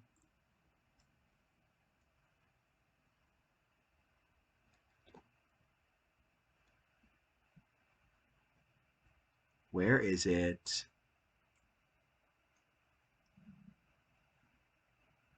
Oh no, there's another one. Once you get everybody's alibi, you get this dialogue. Well, we don't have a lot to go off of. We do have a few suspects. And what about you? My alibi? You found me in my bed, asleep. You could have been faking it to make yourself look innocent. Then let me ask you this. If I was going to kill Joffrey, leave my best defensive weapon at the scene of the crime to clearly implicate me, and return back here to bed. Not here. Return to my bed. Why wouldn't I have been in armor, or kept my sword at my bedside, or something? Clearly, I know how much Joffrey meant to you. I would have expected retribution. Why would I have risked my life that much? You may have assumed it would take me longer to find the body. It was left in the store right outside the house. And I know how much you care for him. Of course, I would have assumed you'd at least check to see what had happened. I suppose you are right, Penelope Knifefoot. Trust up. That is the other one. I think there are the five, which is why I was confused. I thought there was specific dialogue for. Give me a second, guys. This might take a minute, but I need to search for a key phrase to see if I can find it here. And whenever I do that, it takes the system, because there's 620 pages to look for. It goes, hold on, as it scans through that many pages really, really quick. So I'm going to pause for a hot second. Now would be a great time if I've noticed there's been a bit more delay, so it's possible its lag is kind of piling up. If you want to refresh the page, now would be a good time. I'm going to give that a second. If you have theories and thoughts, now would also be a good time to do that. Oh, here we go.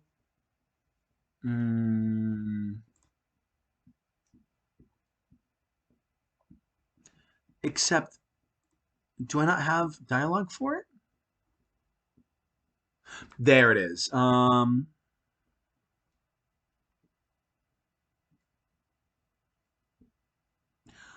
I didn't actually put dialogue in.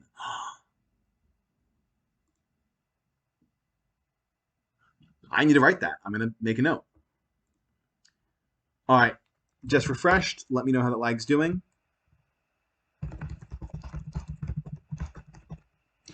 So there's supposed to be a clue which you gain called Makara's Trust, which you get after 5 of the trust ups with Makara, and I just never wrote it.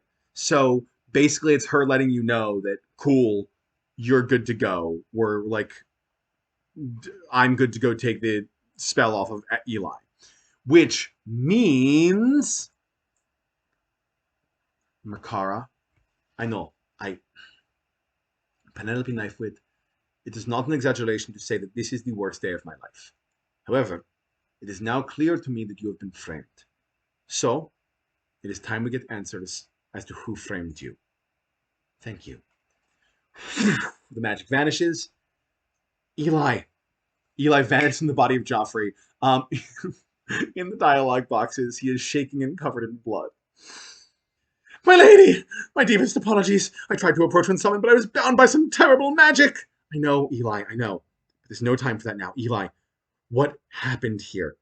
I My lady, there are no words in my steel to properly express my sorrow, but I have slain the good wizard Joffrey. But how? I didn't tell you to do it. I know you would have fought back if someone tried to force you. I wish I knew, my lady. I received a command internally from who I know not, but I felt a connection, the same kind of connection I have with you. I was bound to obey. They simply called me out from your room, and then had me follow them. Then they said, Eleazar, go kill Joffrey immediately. I had to comply, my lady.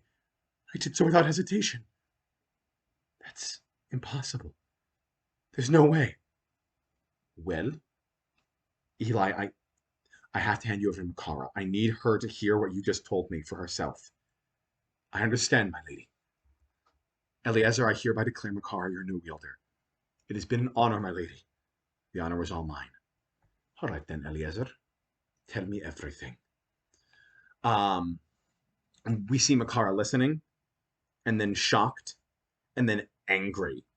You cannot expect me to believe this. You know the properties of the dagger, right? You said so yourself. Eli is honor bound. He can't lie. We see Makara is sad. Makara, there must be a way.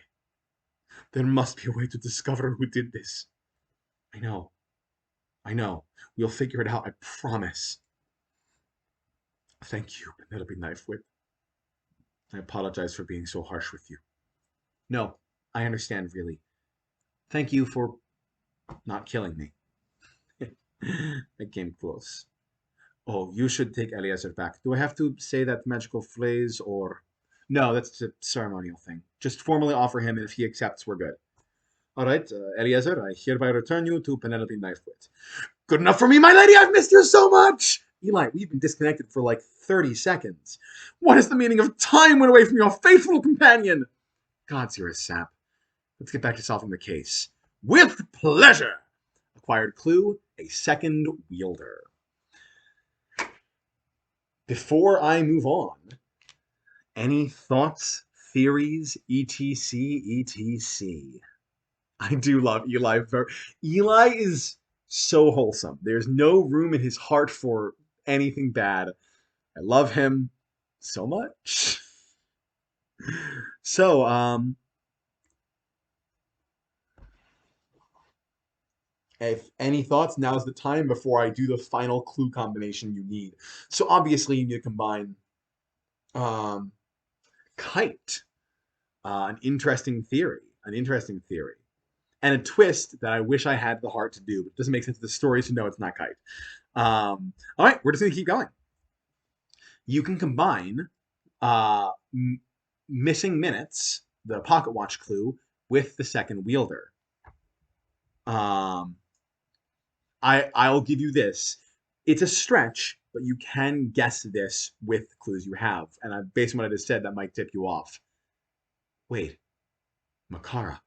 I think I might know who did this. What? Who? Before I make an accusation, I need you to confirm something for me. Anything. What is it you need? What do you know about time manipulation magic? Time manipulation? Such a thing is not possible. Huh? But yes, it is. I have the watch.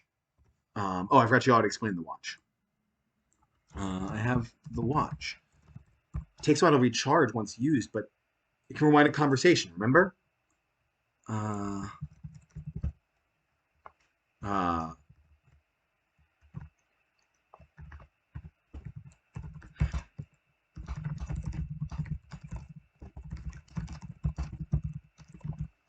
Sorry, I was clouded when you brought that up, but yes.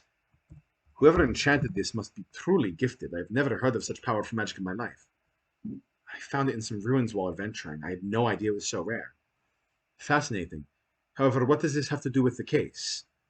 Well, if you don't know how the magic works, I can't confirm my theory, but I'm confident enough about it to at least confront who I think it is. All right, let us go then. Acquired clue, lingering connection. And if you examine lingering connection, there is one other person in this town who had a connection with Eliezer, even if only for a minute, and even if they don't remember it. If it stuck around in any way, I have to confront them.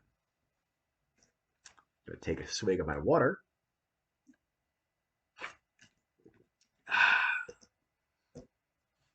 Also, I know I said I wasn't going to pause this, but I absolutely do have to, um, because I need to go to the bathroom so bad. And also, this will give you guys a second to mull this over.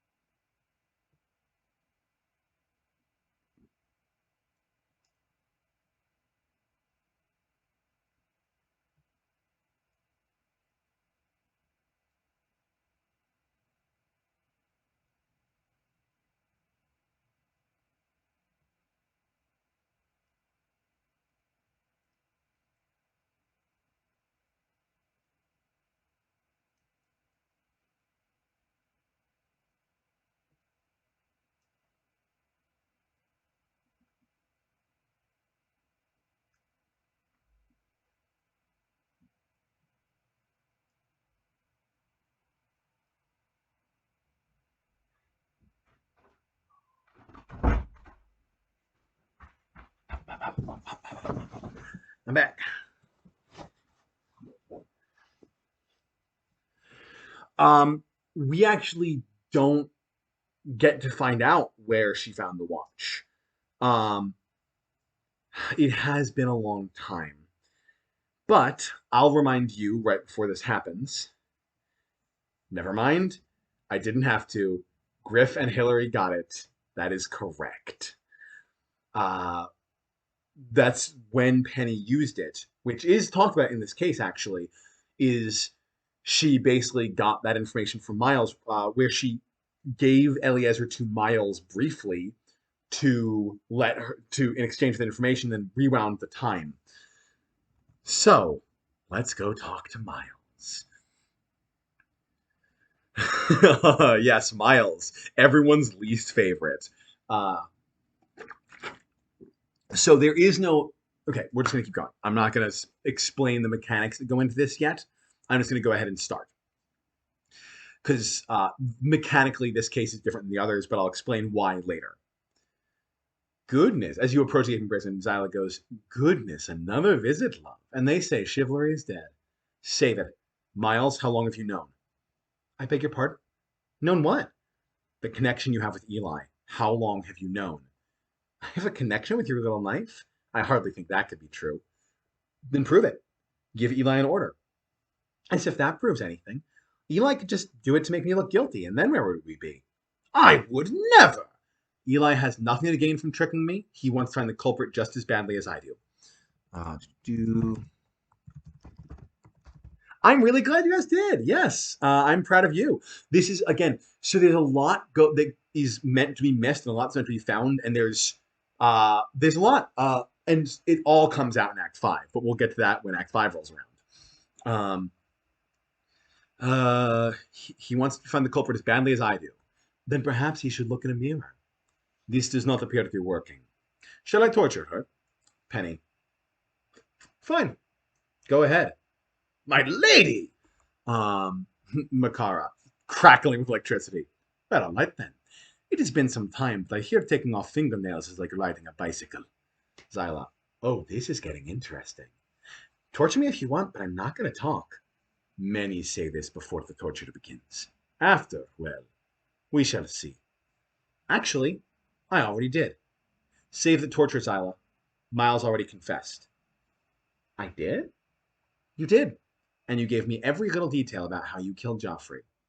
That doesn't make any sense. I didn't do anything. Interesting. You didn't seem like the type to break down sobbing after a little electricity and lie to make it stop. What kind of Zyla kind of chimes in? What kind of magic are you working with, Penelope? Have you been holding out on us? I have, as a matter of fact. But Miles already knew that, didn't she? Miles is kind of growing uncertain with herself. I'm afraid I don't know what you're talking about. Ah, I see. Penny is playing the lie to the culprit to trip them up card. Very clever, and likely would have worked if you had done anything wrong. But she has done this before. You remember, right, Zyla? I do. But she can't pull a confession out of someone who didn't do anything. Can't I? Then how about I tell you what you did, and we see if I'm bluffing or not? Whatever game Penny is playing, I wouldn't bite, love. Miles. Zyla's right. I can't confess to something I didn't do. All right, then. Don't confess. I'll talk you through it. So I'm going to tell you now where things are different. That was part one, the big reveal. That was the usually that comes with hitting a solve button, that comes with lots of various other things. In this case, it just sort of happens because the interrogation starts now. And we get this like, oh, okay. It's a very different format from most of the mysteries for reasons which should be obvious. So the interrogation clash comes up. However, any wrong answer automatically resets back to the previous checkpoint. And we get a series of lines like Penny has a list of, I have to get this perfect or she'll never buy it, or okay, that wasn't it, let's try something else, or truth is here somewhere, I can find it. And it sort of goes on, and there's like 6 different lines that loops through. And if you pick the correct thing, it moves on to the next one. It's a very fast paced and very like, okay, messed up, try again, sort of a feel for this one. It's very different, but hey, who wants to keep things the same? 5 full mysteries. I don't personally. So, the first thing you can say when you are talking her through it is you have lingering connection, arcane message, outside help. In this case, I'm going to go through all of them because it is kind of clue gathering in its own way. You don't have to; you can just guess it right the first time. But lingering connection is since you held onto your connection with Eliezer, all you had to do was call him out and tell him what to do. And I suppose Eliezer opened all the doors on his way. Arcane message. You laid out the message on the floor of Joffrey's shop to frame Xeris. Oh, now I know you're faking it. I never... Outside help. Someone came to the cell to let you out. Let me out how? With the lockpicks they repaired and then later broke again. I didn't even know lockpicks were broken at some point, so how could I have confessed it? We rewind, but Penny goes, okay, we're getting somewhere. She didn't deny the outside help. So what did they do? You had an accomplice come to the cell, and then you can say lingering connection, unknown caster, or fatal wounds. I'm just going to skip the incorrect answers. As fun as that is, I want to go, and I'm sure you all do too. Lingering connection. They told you that you still had a connection to Eliezer. ... Ringing any bells? I'm afraid not. You're being awfully persistent about this. Shouldn't you go questions? Getting closer. How would Miles have gotten out of the cell to execute the murder, though? After you learned about your connection, you were all in. You just needed a way out of the cell to execute your plan. So, quick edit. Rogue Dagger, Joffrey's Spellbook, or Rebroken Lockpicks. This one is meant to be very like vague. I try to make it very cohesive and very obvious which answer could be right if you're paying attention. And I explicitly didn't do that because I kind of like the mechanic of guess wrong, try again. Because Penny really is kind of flying blind here, which is unusual from her norm. By the way, and please tell me, guys, if you are hearing this and being like, this feels kind of shady. Like if you don't think this reads or tracks, please tell me. But I'm going to keep going for now. You just need a way to execute your plan. So, rebroken lockpicks. You told your accomplice just that. They already had that taken care of because they brought a set of lockpicks with them. Once you were out, it was easy enough to finish. It's not like the houses are locked, so you snuck into mine, took Eliezer, and went in for your kill. You know, this is a compelling accusation, but you don't have any evidence to back it up. So, almost there. If I can explain how she pulled off the kill, she'll snap. And there's under the door, trusting Eli, or Joffrey's alarm. If you say Joffrey's alarm, you get, once Eliezer had his orders, all you had to do was clear the path. So you went near Joffrey's store, triggering the magical alarm that alerted him to your presence. Before he could answer, you hid away, and Eli was waiting for him when the door opened. Sound about right? Nope. It's a compelling theory, but I hardly think it proves that I confessed after... and then Penny internally goes, got you. Time to sing. I'm still audible. I just had the worry. I'm like, oh my God, please tell me all this was being heard. Anyway, moving on. And it rewinds to, many say this before the torture begins. After, well, we shall see. Actually, I already did. Save the torture, Zyla. Miles already confessed. I did? You did. We now see flashbacks in image form of a cloaked figure appearing in the gaping prison. You had an accomplice. They came to find you at the gaping prison and informed you that you still had a connection to Eli. You said you would gladly use this to make your next kill, but Eli couldn't hear you from prison. Your accomplice came prepared and used their lockpicks to let you out. We see Miles tiptoeing to Penny's house. The city was sleeping, so you crept to my house, creaked the door open, and gave Eli a path, hid away, and then called him out. We see Joffrey's store in the dark and Miles creeping up to it. You went ahead to Joffrey's, triggering the alarm outside of his store, and told Eli to kill him as soon as the door was open, and remain there to be found, easily framing you for the crime. So, when Joffrey arrived, we see the door open and Joffrey standing before Eli, but before anything else happens, ribbons of blue electricity creep over the screen, which explodes in a crack of thunder. The screen shatters to reveal Makara fully electrocuting Miles. Miles is screaming, has got that like, agonized scream. Penny goes, Makara, stop! Makara does, leaving Miles standing where she was, looking like a cartoon cooked chicken that like blackened, burnt to a crisp, hair standing on end, far beyond help. What the fuck, Makara? I made a promise. I was keeping it. She didn't even formally confess. The hell with formality. It was her, was it not? Miles. I tried my best. I'm sorry. Miles explodes into golden light. Penny, exclamation points. Makara, exclamation points. Zyla, Penny. Fuck! What is happening in this city? Very well played, love. I don't know how you did it, but shut up, Zyla. Where did she go? What happened? I don't know. No. Fuck this. We're done here. Makara, go get everyone from the town hall. Everyone. The madness stops today. You want to gather here? Yes. I want everyone. That means Zyla too. I have missed being included. Shut it. Makara, go. All right. I shall return as swiftly as I can. We fade to black. Yes. Why people are vanishing is an excellent question. It's kind of I would say at this point, it is one of the biggest mysteries because yes, we wonder like who's behind all of this, but why people are vanishing is a huge mystery that is very obvious. Like it keeps shoving itself in our faces. Anyway, part 3, the finale. As the screen fades back up, yes, who is the accomplice? Ooh. We see the gang is all here, even Zyla, though Olive does remain at home.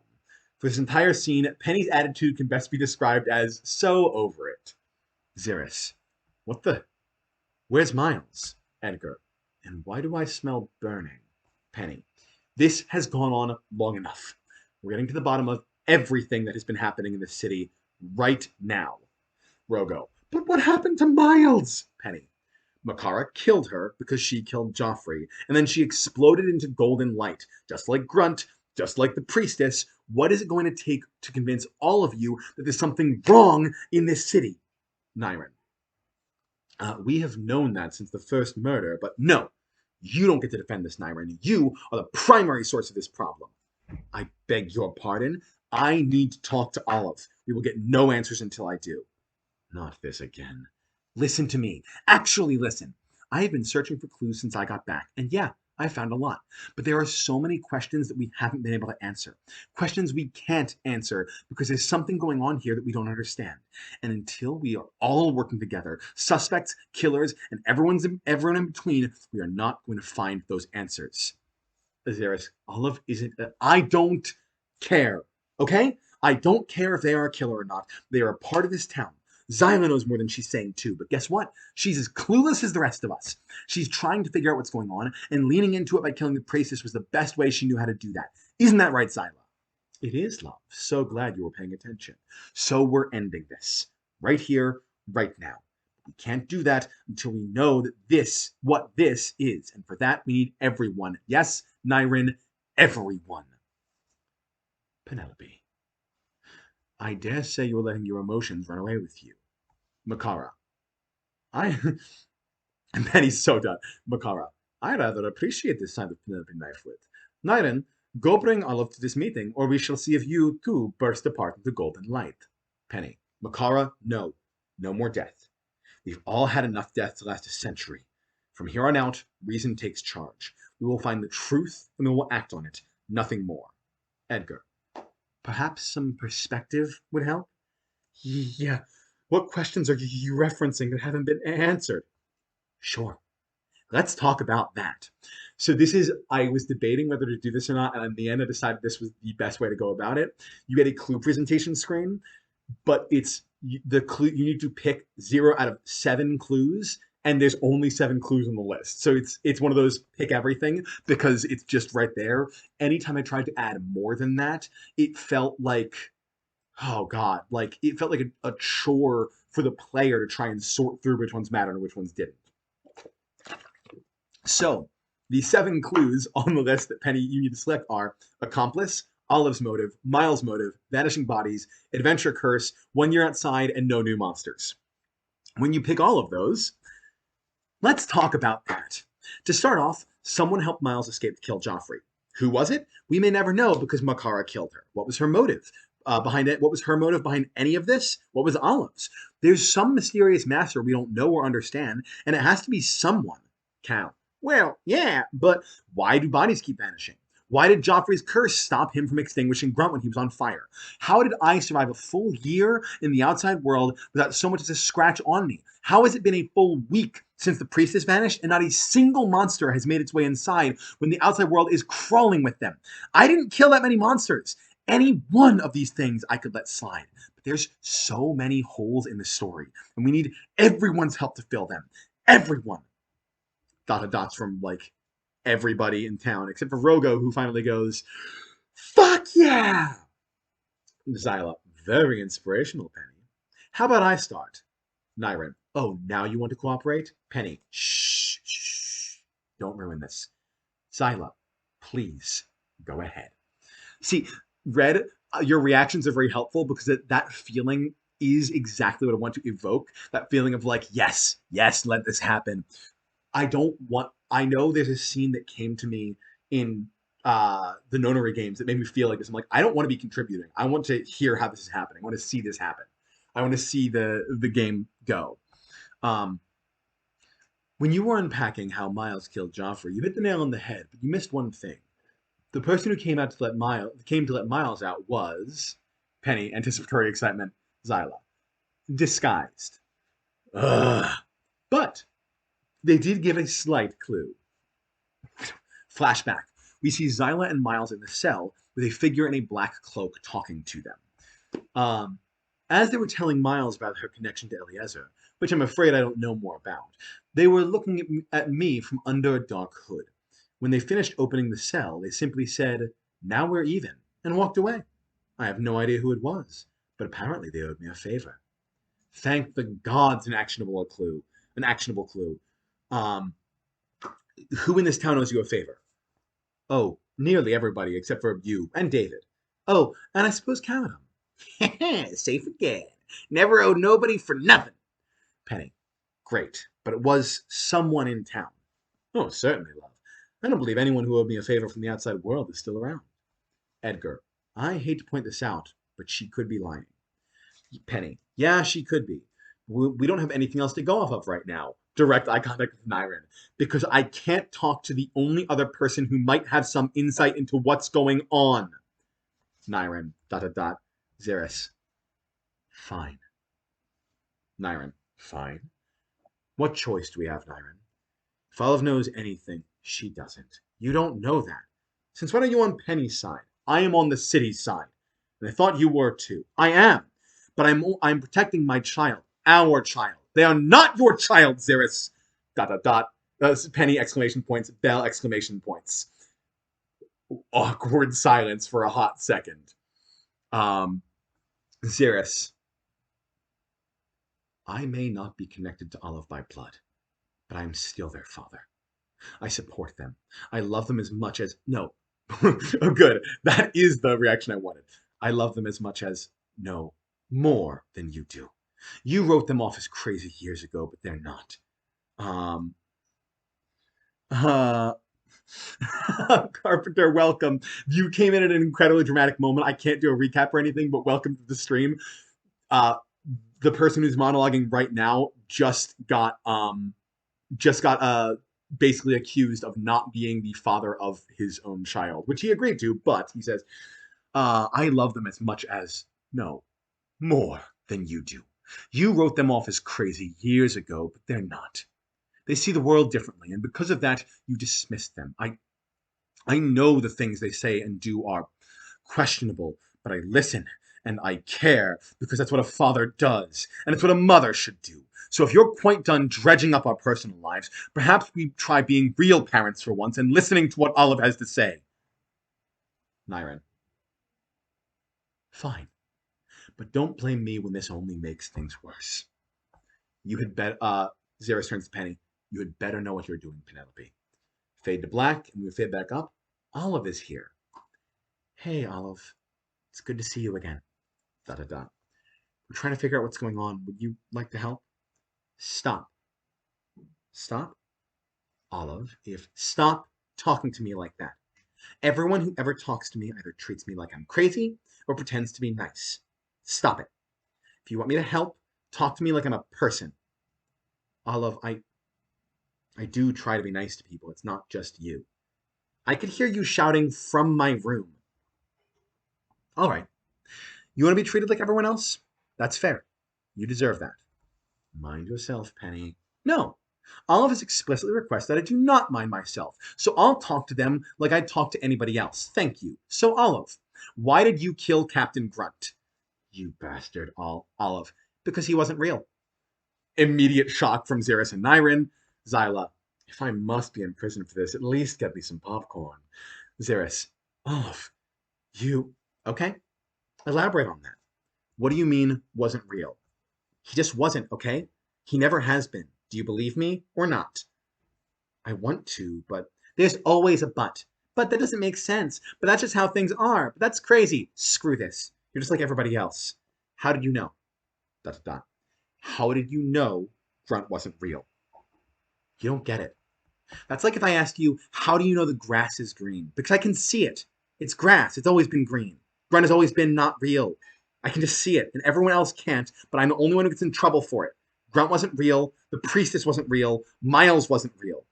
Nyren, told you this was a waste of Penny. Gods, will you give it a rest? People are dying and vanishing and exploding. Things are getting worse, not better, and we have no answers as to why any of it is happening. We have to at least consider that maybe, just maybe, we are the crazy ones, and Olive understands things we don't.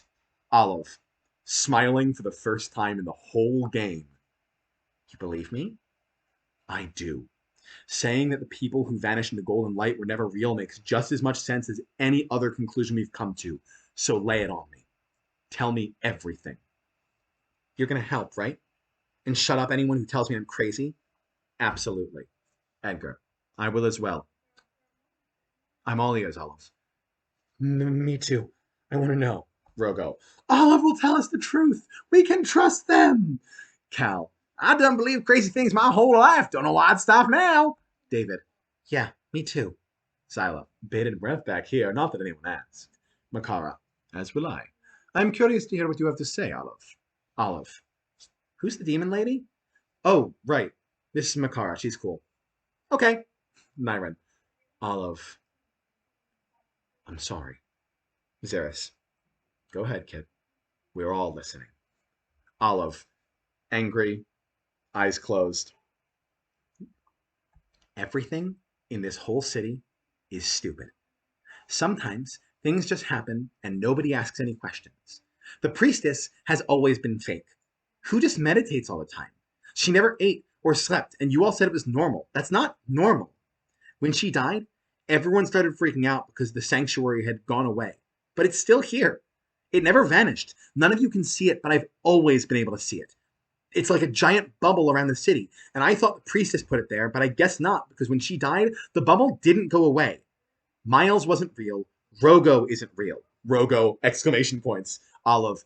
Cal isn't real. Cal. Eh? Olive. And then Grunt, he's the weirdest of everyone. He shows up one day and starts telling the guards what to do and acting like they're normal. Nobody ever talks to the guards. And why would they? It's not like they would talk back. The guards don't have faces, and you lunatics act like that's normal. Nothing about this stupid city is normal. We get a shocked dot dot dot from everybody. Penny, the guards. We see a close up of one of the guards for the first time near the gaping prison, and we just see their entire lack of face that we have taken for granted for the entire game. And I know for some of you that is not a twist because you already knew that was coming, but it's my favorite twist in the whole game. I love it so much. Um, Zyla, that's how guards are, sweetie. Guards are faceless beings, always have been. Listen to yourself. Guards are faceless beings? Fucking why? They're supposed to guard us. They're guards. It's in the title. How can they guard anything when they can't see? What are they going to do? Yell if they notice something? Oh, wait, they can't. They don't have mouths. We return back to the standard view of everything. Cirrus, Olive, what you're saying, I want to believe you, but it doesn't make sense. Penny, what if it did? Hmm? What if we're the crazy ones? Think about it for a minute. Yes, we all know that guards are faceless entities that protect the town, and they don't have names or faces or anything that we do that makes us who we are. But what if that wasn't normal? Why are there so many guards in the city anyway? Everyone, Nyron and Edgar both get a dot dot. Rogo, I'm not real? He was fully spacing for all of that. Olive, no, you're not. I'm not real. I'm not real. I'm not real. Full panic attack. Absolutely losing his shit. Penny, calm down. I'm not real. I have to get out. Rogo, wait. Edgar calls for him, and we just see the edge of the city and hear a footstep as Rogo makes a break for it. Somebody stop him before he lets every monster in the world comes running. Rogo, everyone has to get. Rogo crosses the threshold and explodes in a golden light. Penny. Penny goes, shit! Xeris, what the? Edgar. Rogo. I don't understand. Olive. I already told you, and so did he, I guess. He's not real. Belle. Am I real? What? Miles, Rogo, Cal, all people Penelope rescued from the outside world. Am I like them? Olive looks at her and just goes, no, you're real. Belle just sighs of relief. Nyron. So what? We're just supposed to believe that some people aren't real and the guards are somehow not supposed to be as they are, and that there's a giant bubble around the town? Even if all this is true, why would Olive know? Why is my daughter some oracle who understands things that we can't? Because clue presentation. Did you forget we're still in investigation? Here we are. There's the three options are magical child, lucky guesses, or born in Merryroot. I'm not going to bore you with the first two. We're going to skip the good stuff because they were born here. What does that have to do with anything? Zyla, she's right.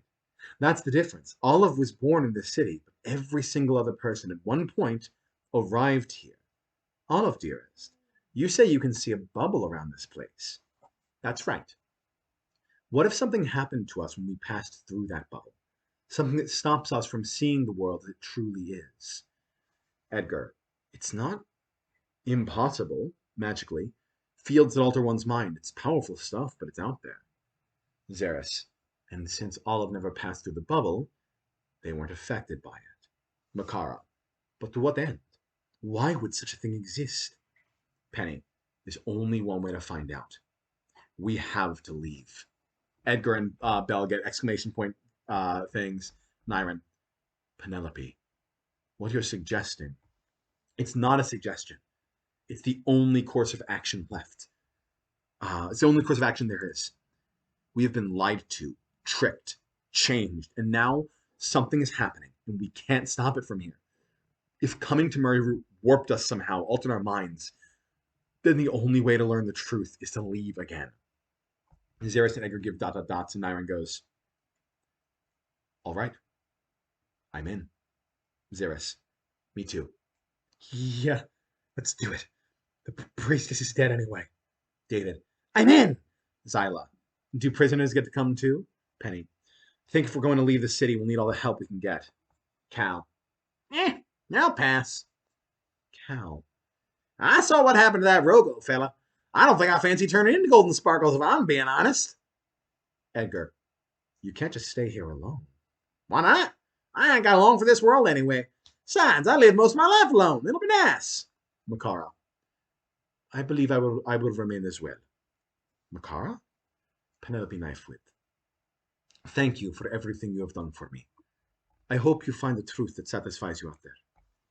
Makara, Joffrey is dead. Staying here isn't going to bring him back. I know this. However, one thing about Merryroot has not changed. Or perhaps it has and is now finally changing back. It is quiet here.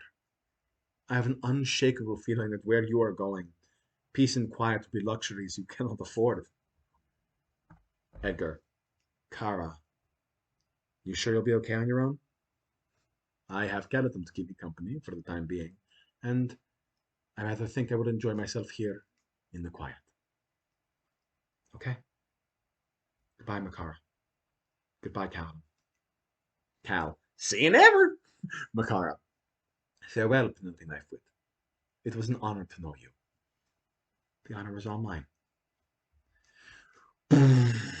Dramatic shot of everyone walking towards the city limits, save for Makara and Cal, who watch from the third floor. Well, I do not suppose this was how you intended to go adventuring again, my lady. Not exactly, no. But I don't think we have a choice. Now that we know there's something more going on, we have to discover the truth. If I know anything about you, it is that discovering the truth is one of your greatest strengths. Tally ho, my Master Knifewit. Adventure awaits us once more. We see the group at the border of the town waiting. The music goes quiet. We get sort of like ominous, like wind through the emptiness sort of sound. Does anyone else have a bad feeling about this? It's Edgar. Nyron goes, quite. Yeah, I feel sick. Penny, I felt it too. Last year when I left. Don't worry, it goes away once we're out there. Are you all with me? Xeris. We hardly have a choice now. Nyron. Next time you plan on putting an end to an entire society's way of life, do be sure to give us some warning. Penny. I'll think about it.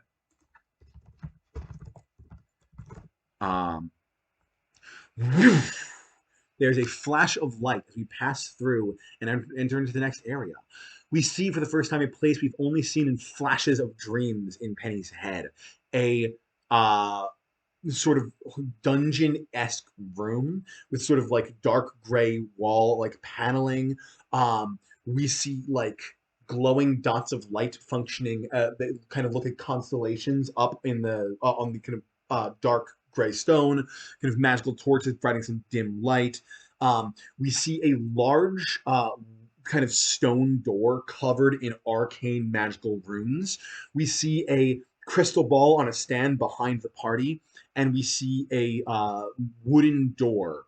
And as we are sort of like taking all this in, the wooden door opens, and we see someone who Penny calls out immediately. Joffrey?